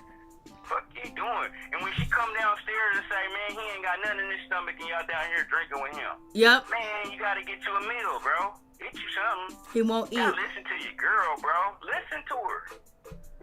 Then get drunk the next day. Fuck you talking about? You know what I'm saying? Ain't nothing wrong with all that, man, because this is the mob life, man. But, bruh, you gotta eat something, bro. Or you gonna dehydrate yourself out here. You gonna die. Or Well, they say his net worth is $500,000. That's still more than me. 500,000. I don't know. Okay, well that's what his net worth is worth, man. Yeah. That don't mean that's what he got. Yeah, it don't mean cause you. Yeah, it doesn't. It That's doesn't. probably worth $1 million though. Yeah, it doesn't mean nothing because how do they, I always go to people's network and stuff like that, but how do they know how much money they really have? Come on. But that's probably okay. You probably true though with that, Mary. I ain't knocking you, Mary. I listen. Oh no, I always believe that they can't really give an accurate because these are just blog sites that put up, oh, this person got this much, but where did they get the information from? You know what I mean? Yeah. They don't got their bank account information. I promise you that ain't broke though. That is Hell not broke. no, that's more than me, shit. Yeah, that is not broke. I bet you he pull up. I bet you if he cash out on his cars and his house or whatever, it'd be more than that. I wanna know where her kids are at. Dog pound grossed over $15 million. Let's put it like that. Dog pound. When he put out dog food and I can tell you Daz, I don't know if y'all know who Daz is, but Daz. Yep, Daz was doing the interview. Rights to like, I want to say 15 beats that Tupac did. That boy is doing his thing, man. Oh, Daz got 2 cribs. He got one down south and he got one in California. And they're like mansions where the one down south, he got like 15 acres of land, I believe. Damn, that said 500,000. That don't even seem right though. But it is what it is, man. If that's what it is, man, I ain't counting nobody's pockets, man. Yeah, well, you know me. You okay. Mary, you okay. I love you, girl. Nah, I'm just saying, I just feel like he got more than that, though. He probably do, most likely. He probably do. But none of it's actually accurate because none of these people want anybody to know their business. So hey, Tupac... Do that with Daz for me, mama. Do that with Daz. Daz Dillinger. Do that with Daz Dillinger for me. I just want to see what this nigga got. Cause you just put me on game. I'm learning shit right now. I ain't mad about that. I ain't mad. Let me see if I go. Oh, let's see. Come on. Oh, so keep talking. Don't stop. Nah, I'm here. Nah, I'm reading the chat, man. I'm sorry, but yeah, nah, man. I just remember that Death Row. A lot of niggas burnt money. A lot of niggas burnt money that they, you can't even count it for real. Because these niggas didn't have no money that was like really valuable or accountable. That's what I want to say. You can't account that shit because this was illegal money. Like Tupac, he died with 100,000 in his account, and he didn't have that. Y'all tweaking if y'all think he had 100,000 in his account. No. Damn, he was like, I'm a beat. And if anybody on here loves Snoop Dogg, man, I'm sorry, man. I'm gonna leave y'all alone, man. But I don't fuck with that goof ass dude. He a goofy. Well, did you see him in a versal battle with 300,000? Is that Daz Dillinger? Yep. No, that is a joke. All right, yeah, we ain't. Yeah, that ain't. Where you getting these facts? Well, I tell you, I'm 300,000. That's what they say. Wow. Hey, look, he got all the copyrights to Tupac songs, the songs that he made. He got more than Tupac got. And so, okay, all right, well. It says Daz Dillinger makes nearly $1 million a year off of music publishing alone. So this is a different. Okay. All right, that make more sense. Yeah. Make more sense, man. You said 300,000. I was about to go in my bathroom and throw up, man. Like, hold up, man. That don't make no sense. Shit, he made at least 7 songs on that All Eyes on Me. And he keep getting paid for them. And he took all his dats from Suge Knight. Yeah, that boy rich. You feel me? I mean, that boy at least a 6-figure millionaire. 6 millionaire. Let's say 6, 7. I want to say 7 millionaire. That boy making money. I don't know, man. You gotta, unless they stop playing Tupac on the radio, I'm tweaking. Well, so he gets money for 2 of America's Most Wanted, that song. Every time they play them shits. You hear me? He get publishing royalties that add up. Also, he got a lot of publishing royalty that he gets. Man, let's keep it a buck, man. You said 300. What did that say? What did that say when you first posted that? You said 300,000. That's a whole lot, man. God, dog. That boy eat that for breakfast, man.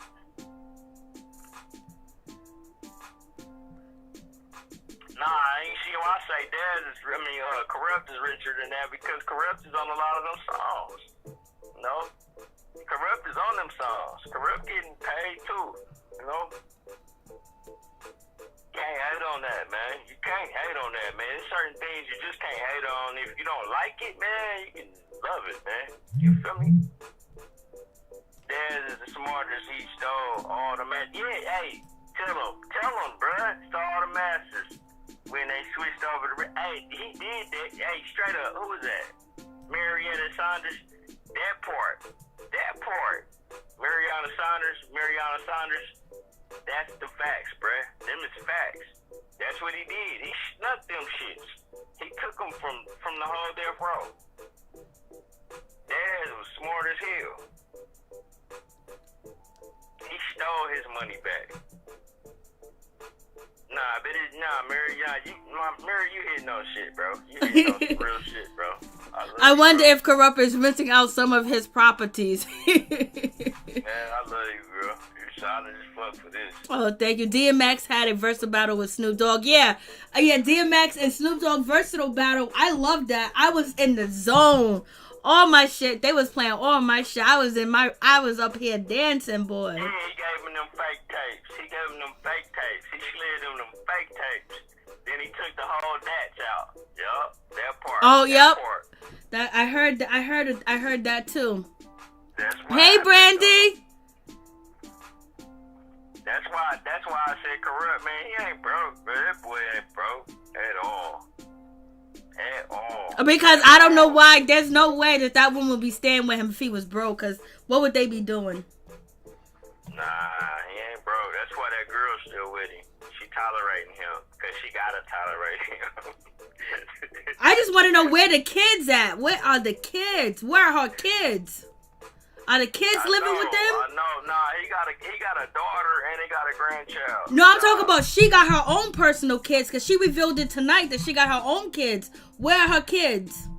I don't know. I like them. Wasn't she a model? No, I don't think so. She looks like she had a hard knock life. Oh man, you cracking me up, man. No, for real. She came out tonight to show us that she is from the Hard Knocks, that she runs with the... let me stop. She said she had a hard knock life. Alright, man. I ain't about to do that. I ain't gonna do that. You too, Peaches. Smith, have a good night. Much love. Thank you so much for coming through. Yeah, she had a hard knock life too as well. That's probably why that you got 2 broken people ended up with each other. So it's so hard for them to have, what they should have because they're both broken and they expect, the world from the next person when they can't even give the other person anything because they're broken. So they depend on one person to give them something, but they can't get it from that person because they're broken just like them. That's true, Mary. That's true, Mary. It's facts, though. Oh yeah, DMX. Snoop killed it. I like DMX, but Snoop, his freestyle went on forever. I was like, damn, Snoop could really. It was so good, After watching this show with Kurupt, and then after the other artists that I named earlier, like Beanie Siegel and different things like that, they can't, and Whitney Houston, that can't perform like they used to. Right. Seeing DMX, even though DMX was kind of congested and shit like that, but he could still rap. That boy can get his drunk and high and wet and off with the drugs he do. I don't know what he does everything under the sun. He still can spit, bro.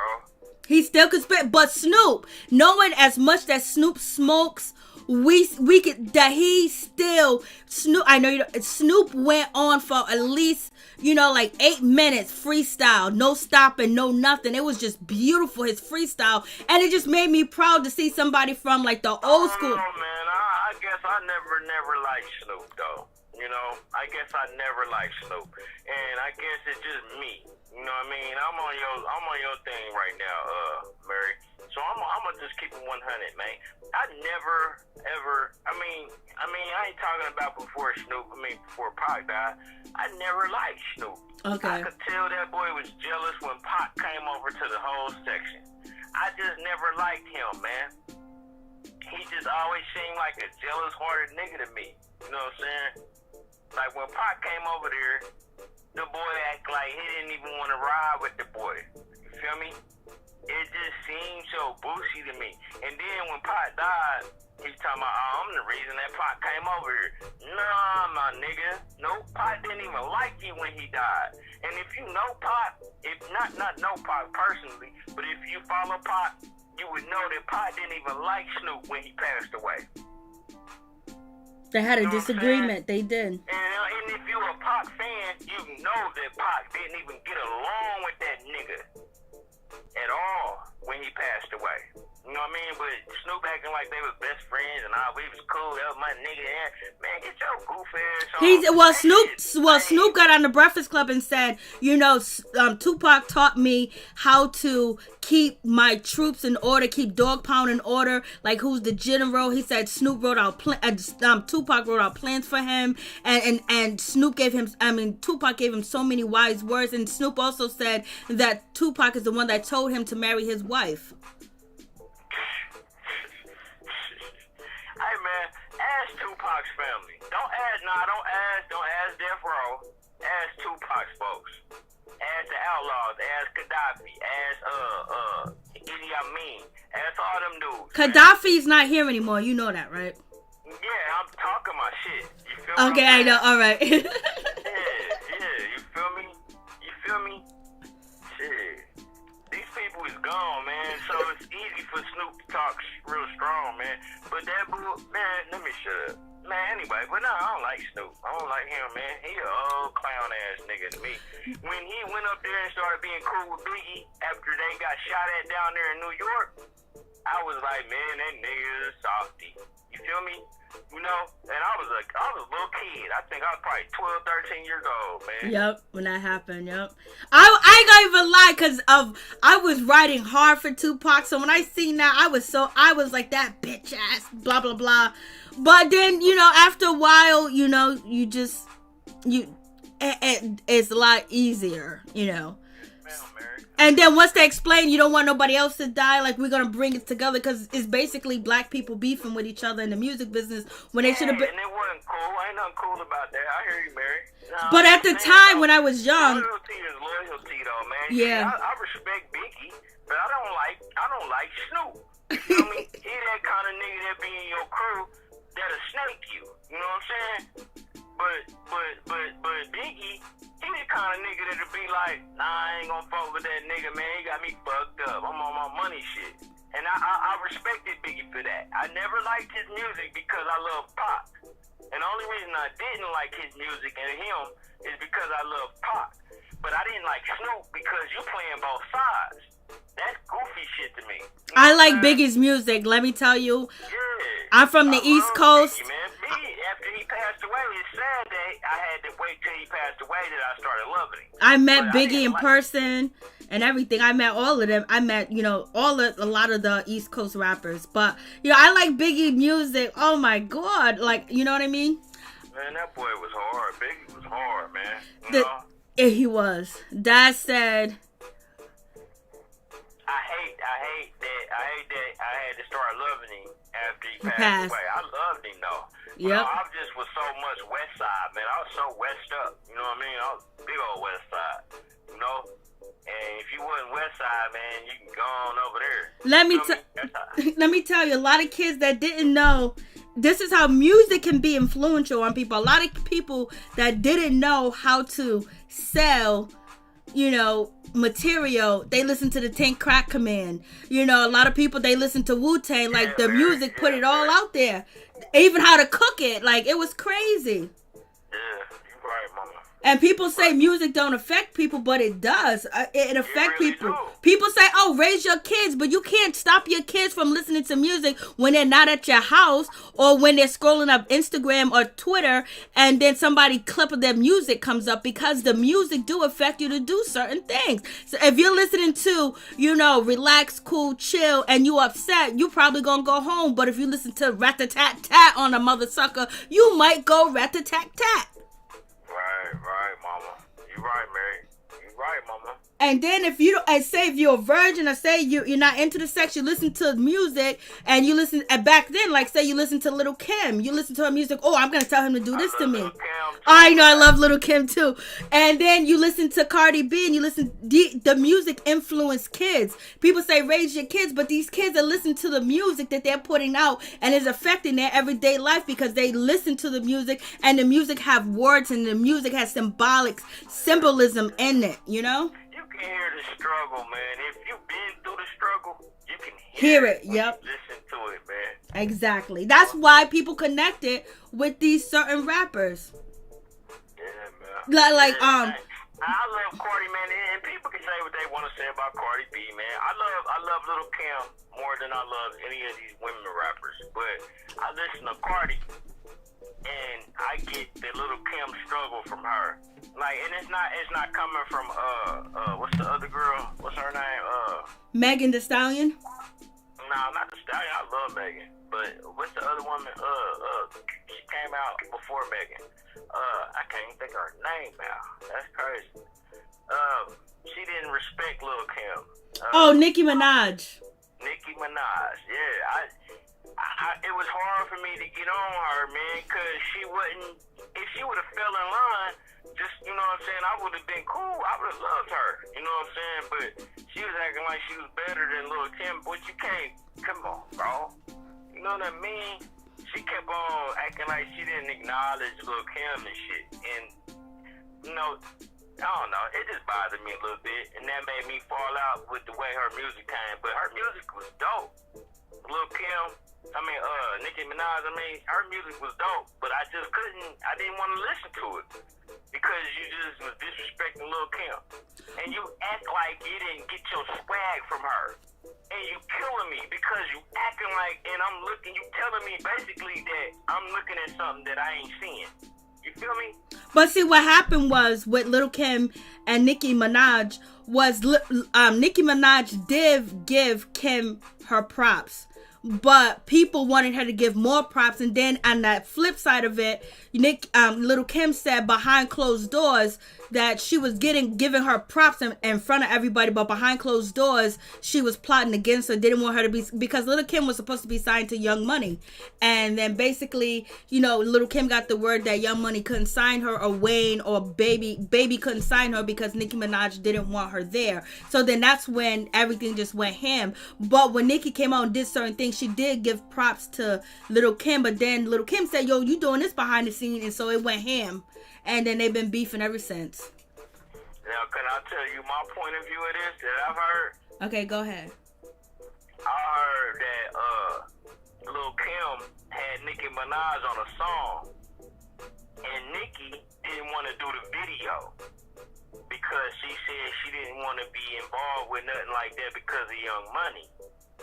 It wasn't. I never heard of the whole Lil' Kim trying to be with Young Money. I never heard that, man. That's what Lil' Kim said out of her own mouth. Was trying to do her own thing. They wanted to sign her, and then Nicki Minaj stopped that from happening because Lil' Kim wasn't signed to nobody. Mary, you know better, Mary. Talk to me. I'm listening. Because at the time, Young Money and Birdman, they were high. Every rapper and everybody wanted to be signed to them. And so what happened was, this is, I don't know for facts, but this is what I heard her say, that she went behind and didn't want, Wayne and Birdman to sign her because Kim wasn't signed. Kim hasn't been signed for a long time. And this is a couple of, maybe 10 years ago. You know what I mean? And then so, 10 years ago, Lil' Kim being signed to Birdman, would have Nicki have shined if Lil' Kim was there? Yeah. She wouldn't have shined. So Nicki stopped that bag, and that's kind of like some traits of Sagittarius. If they think that you can kind of outshine them or take from them, they ain't gonna give you that opportunity to do it. Alright, who was that? Miss T? Let me say that. Mary, I ain't mean to cut you out, mama. You know I love you, girl. But let me address this. Hey, Miss T, yeah, what you saying right there? See, Nikki treated Cardi the same way she was acting towards Little Kim. Yeah. And that's not cool, you know. The only one she gave love to was what's that girl you just was talking about, Mary? Megan Thee Stallion. Yeah. And see, Megan got mad at her because she didn't want to do the video at first. They got into it. See, man, I love my hip hop. I be into my shit. I be into it. Well, Trina was mad too with Nikki on the low. She treated Trina because come on, she went to the video. But I didn't hear about. I never knew that Nikki or Little Kim did a song together. I just knew that Nikki allegedly stopped Little Kim from signing to Young Money. And she was talking bad about Little Kim. The word got back to Little Kim. And Little Kim, you know how Little Kim is. She ain't gonna fuck with you. I'm not disrespecting Nicki Minaj's swag, man. She is dope as all get out, bro. But she really don't accept. She act like she the only one that can be in the game. And that ain't. You can't make no money like that, man. You know what I'm saying? She be tweaking, bro. She be acting like can't nobody else be next to her. And Sanders, you're right. Little Nicki Minaj held down the rap game. She got nominated for BET, won all the BET awards. She was doing features with every rapper. She was out here killing it. She was killing guys' verses on songs that she did features with. She even made a whole lot of guys hotter than what they were before. But a lot of people have things against Nicki because a lot of people believe that she's a hater and stuff like that because, you know, from radio stations when she went to the Breakfast Club, when Hot 97, and then all these other rappers, and then she said all these B words on my sons, just not giving people. The Hot 97 no more for a minute though. Yeah, and the Breakfast. Yep, and so now a lot of people just don't. She have burnt a lot of bridges, but also Nicki Minaj has been blackballed and she's been mistreated too as well because when she tried to stand up when it comes to like when Whitney Houston had passed, they wanted her to go on stage and do something. She was like, nah, blah blah blah. So there's a lot of things that Nicki did go through in the business, but a lot of people got problems with Nicki because she says stuff like "you're my son." And if you look at the Megan Thee Stallion video with the Cardi B video, outside of it being all sexual, Cardi B treated Megan like she was just like her. She didn't take nothing from Megan in that video, in the song. It was like if Cardi B did this, Megan did this too as well.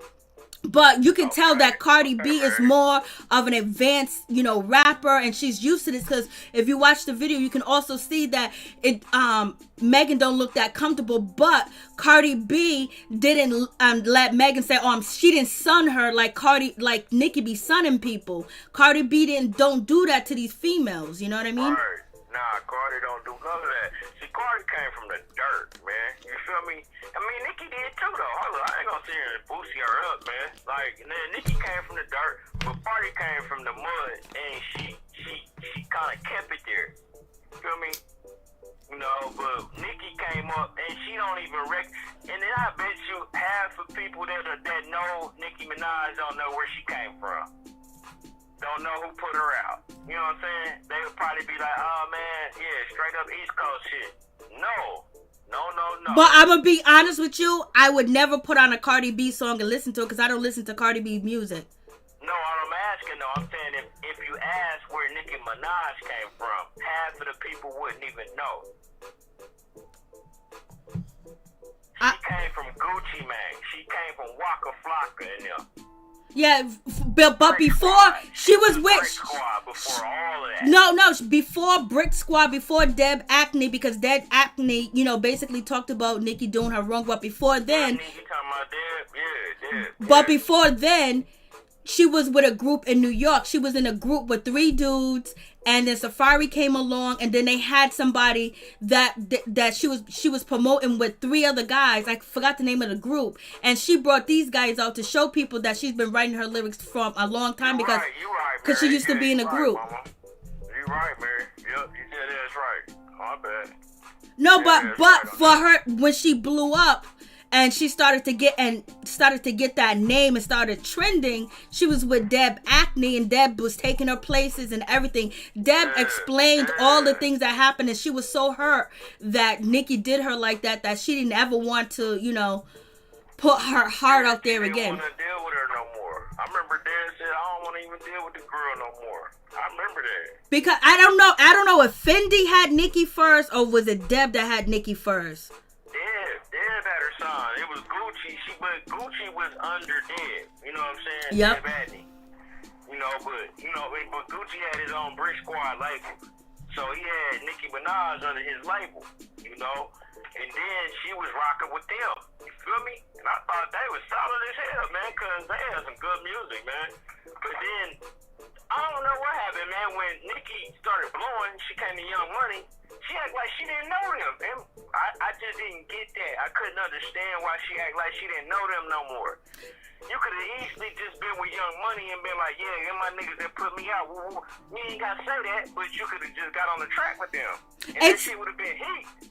It took Nikki a long time to acknowledge that Deb did a lot of groundwork with her before she got to where she was at. And then Fendi jumped in, and Fendi did a whole thing too as well, because Fendi had Nicki Minaj too, and she just bounced. She took your goofy ass up out of New York, man. Can you just at least say that? You know what I'm saying? She took your ass up out of New York, bruh. You can't even just give her love. It took her a decade and change to actually acknowledge, Deb, because everybody was saying, "Oh, Deb is a hater." Yeah, right, Deb. And she finally did acknowledge, Deb. Right, Mary. Damn right, Mary. But I'm not gonna hold you long, but I want to go back to this point on Tupac, man. I wanted to say it, but I'm gonna go back and I'm gonna go. Do everybody know that, alright, I don't know how many Biggie fans is in here, and I'm not gonna disrespect no Biggie fans, because I love New York too, man, but, how many people know how Biggie got started? We know. Look, you feel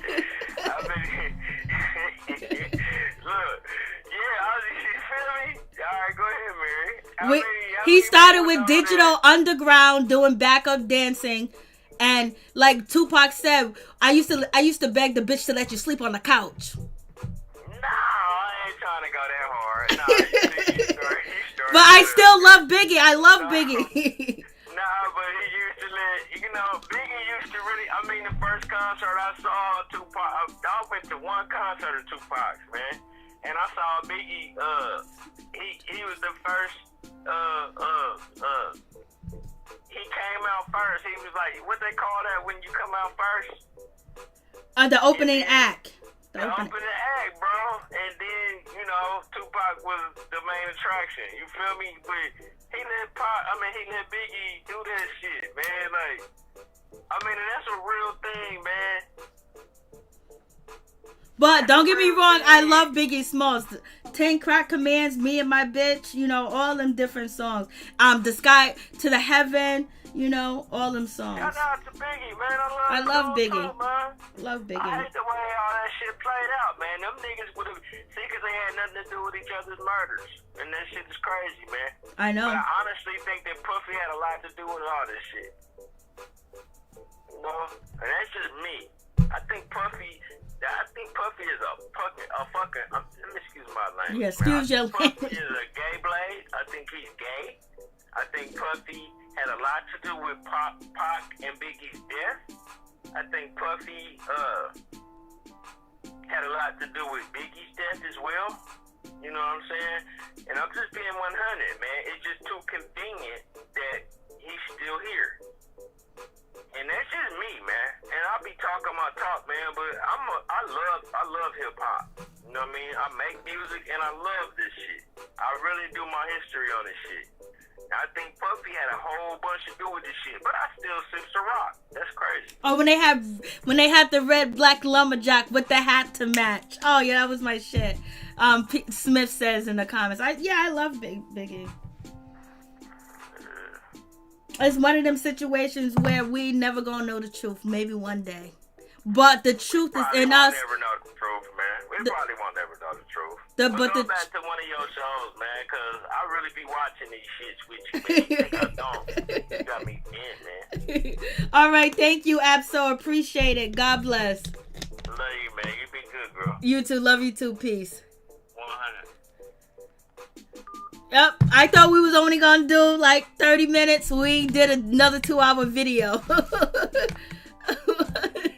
One day, I hope so.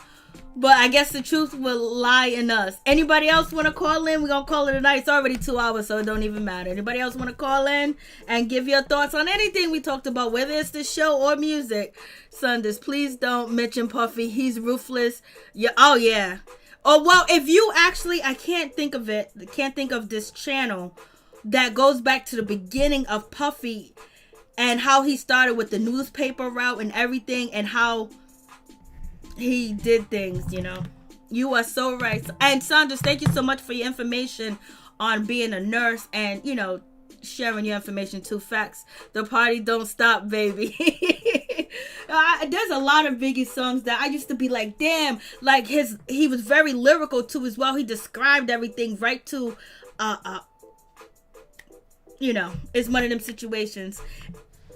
I don't think we're ever gonna get good music, but we do have some good people. What's his name? When he first met Puffy, he went off on Puffy. What is his name? Oh my goodness. He was with Jay-Z. I can't even think of his name. And soon as he met Puffy, he attacked Puffy at a party. Because he believed Puffy killed Tupac.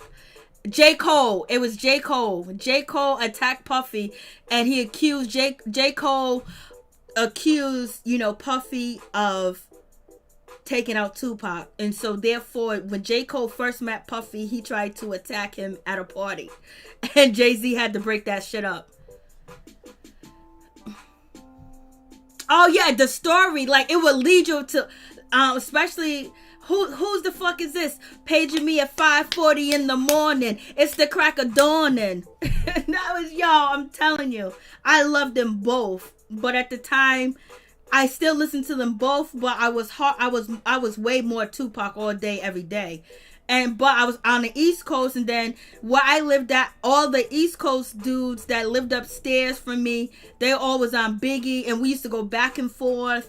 But then everybody that I rode with was on to Pac too as well. And I used to love to get into the ciphers, and we'll play the Tupac beat, the Biggie's beat, and we'll go into ciphers, and they'll just be rapping their ass off. For real. But it was a good night. Thank you guys for coming through. I really do appreciate y'all staying here this long and being here because you didn't have to, but you chose to. Thank you, Abso, for calling in. Norris, Tony, thank you for calling in too as well. Thank you, Smith, Peaches. Thank you, Ralph Esco. Thank you, Miss T. Thank you, everybody. Thank you, Marietta Saunders. Thank you so much for for coming through. Tony, thank you so much. And yo, we was just chilling. And thank you guys for giving your intake on the music. Nikki has given Little Kim props. Yes, Miss T, she definitely has. That's facts. That can't even be disputed, baby. Miller, thank you for coming through. I really do appreciate you too as well. And also we had the Mike Carter show. Thank you for coming through. Chef Disaster, thank you for coming through too as well. I think I got everybody. And then everybody in the bushes, thank you for just chilling. You know, we just chilling. Entanglement B, thank you for coming through. I appreciate it. Thank you for the super chat, Miss Sugar Mama. Thank you so much. I appreciate it. New Sky, thank you so much for coming through. I appreciate all of you guys coming through. We just chilling, baby. We went on. I didn't even know it was going to be Miss New Orleans. Thank you for coming through. I appreciate it. I think I got everybody that I needed to get. All the moderators, thank you for coming through. I really do appreciate you spending your time coming through and just spending. And Dawson, thank you for coming through. I really do appreciate it. I appreciate all y'all. My peeps, my peoples, we in the building, baby. We gonna sign off. And yes, you know, it is what it is. Like the show is definitely messed up. Like, you know, it's too much going on. Thank you guys so much. Absol, thank you for coming through. I appreciate it. Thank you, Mike Carter's show. Thank you for being here. Thank you. I really appreciate it. I really appreciate all you. Chronicles of BET, just how No Limit got started. I hope they do other labels. I know I wanted to watch that, but then I found out that there's somebody else that was in back in the day with No Limit, and they've been out here promoting too as well, and telling their story. I should have No Limit is crazy. Master P make it say my shit was Mr. Ice Cream Man. That was my shit, Mr. Ice Cream Man. Then come to find out Mr. Ice Cream Man is somebody that's from California too as well. So they had, this is other stories that other people that was with Master P when he came to California, and basically how they had their protection. It was the new No Limit, for real. Miller, I enjoy. Oh, thank you, Miller. I enjoy you guys too. You guys here when you guys are on, I'm on. And I read your comments and y'all are going in and giving information, and we're going back. Miss 504 Boys Legacy all day, straight up Mike Carter show, for real. Norris Tony, absolute. Is the bomb.com. Enjoy the call-in. The call-in just went somewhere else, and that can just happen where it goes somewhere else. I be trying to keep the videos under a certain amount. It ain't 1,000 of us in here, ain't 500 of us in here, but once we get going, it's hard to stop, because y'all keep going and then I keep going. Please hit the like button. Thank you so much. I really do appreciate that, Sanders. Yo, we be going in. So I appreciate it. I really do appreciate it. And I appreciate you guys supporting me too as well, and watching my pre-recorded videos too as well. I really do appreciate it from the bottom of my heart, my peeps, my peoples. But yes, this shit right here, the show is just like, damn, man, the shit is sad. The shit is sad on the show. But Hazel E really, I'll be honest with you, Hazel E really turned out to be really a good fit for the show. And, she had her little tiffs there, but when her and Tahiri had a back and forth, but when Tahiri got into, that situation with Vado, who was there? Hazel E was there. Hazel E she was comforting people too as well. So she really turned out to be really good, and so sorry that she's going through the situation she's going through, even though we know we got issues with Hazel E, but with the colorism, but she's been keeping it 100 on the show. I ain't gonna even front. And Tahiri, they're just telling they're just doing too much and corrupting. This girl, Toni done came out the closet, baby. I am thinking of doing a Chronicles myself on both documentaries. Yeah, the Chronicles are out. They're doing it on BET all the time. So you can basically, if you're going to do that and you need a website where you can get all the shows, I'll give you the website. I can't give it to you on live because, that's against the law. She had her, yep. I know that, because she's a tough woman. She ain't giving up. Good night, Brandy. Brandy, I forgot to say your name. Thank you, Brandy, for coming through. I appreciate you. I went up the comments, but your name wasn't in there. Good night to you. And thank you, Brandy, for coming out. Thank you guys for coming out. It's 1:49 a.m. in the morning. Kurupt family needs to step in. His mother's gone, so I don't know if he has any aunts, any uncles. I don't know if they're good to him. I don't know if they have a good relationship, because sometimes when you have addictions and you have alcoholism problems, you have burnt sometimes a lot of bridges too as well. Thank you so much, Absol. I appreciate it. So yeah, we're gonna sign off, baby. Yeah, this was a good conversation. It may be 44 of us, but shit, I have fun with y'all. If I didn't have fun, I wouldn't be online. I have fun. I enjoyed the calls. I enjoyed you all. Always. Good night.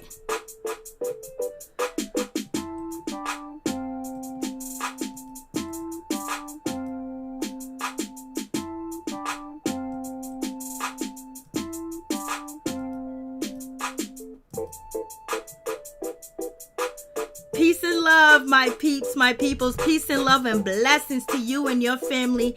And may all your dreams come true, baby.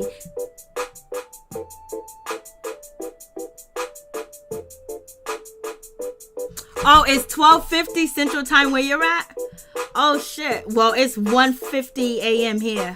Much love, my peeps, my peoples. Peep Squad is in the building tonight. Everybody here. All the love is here right now.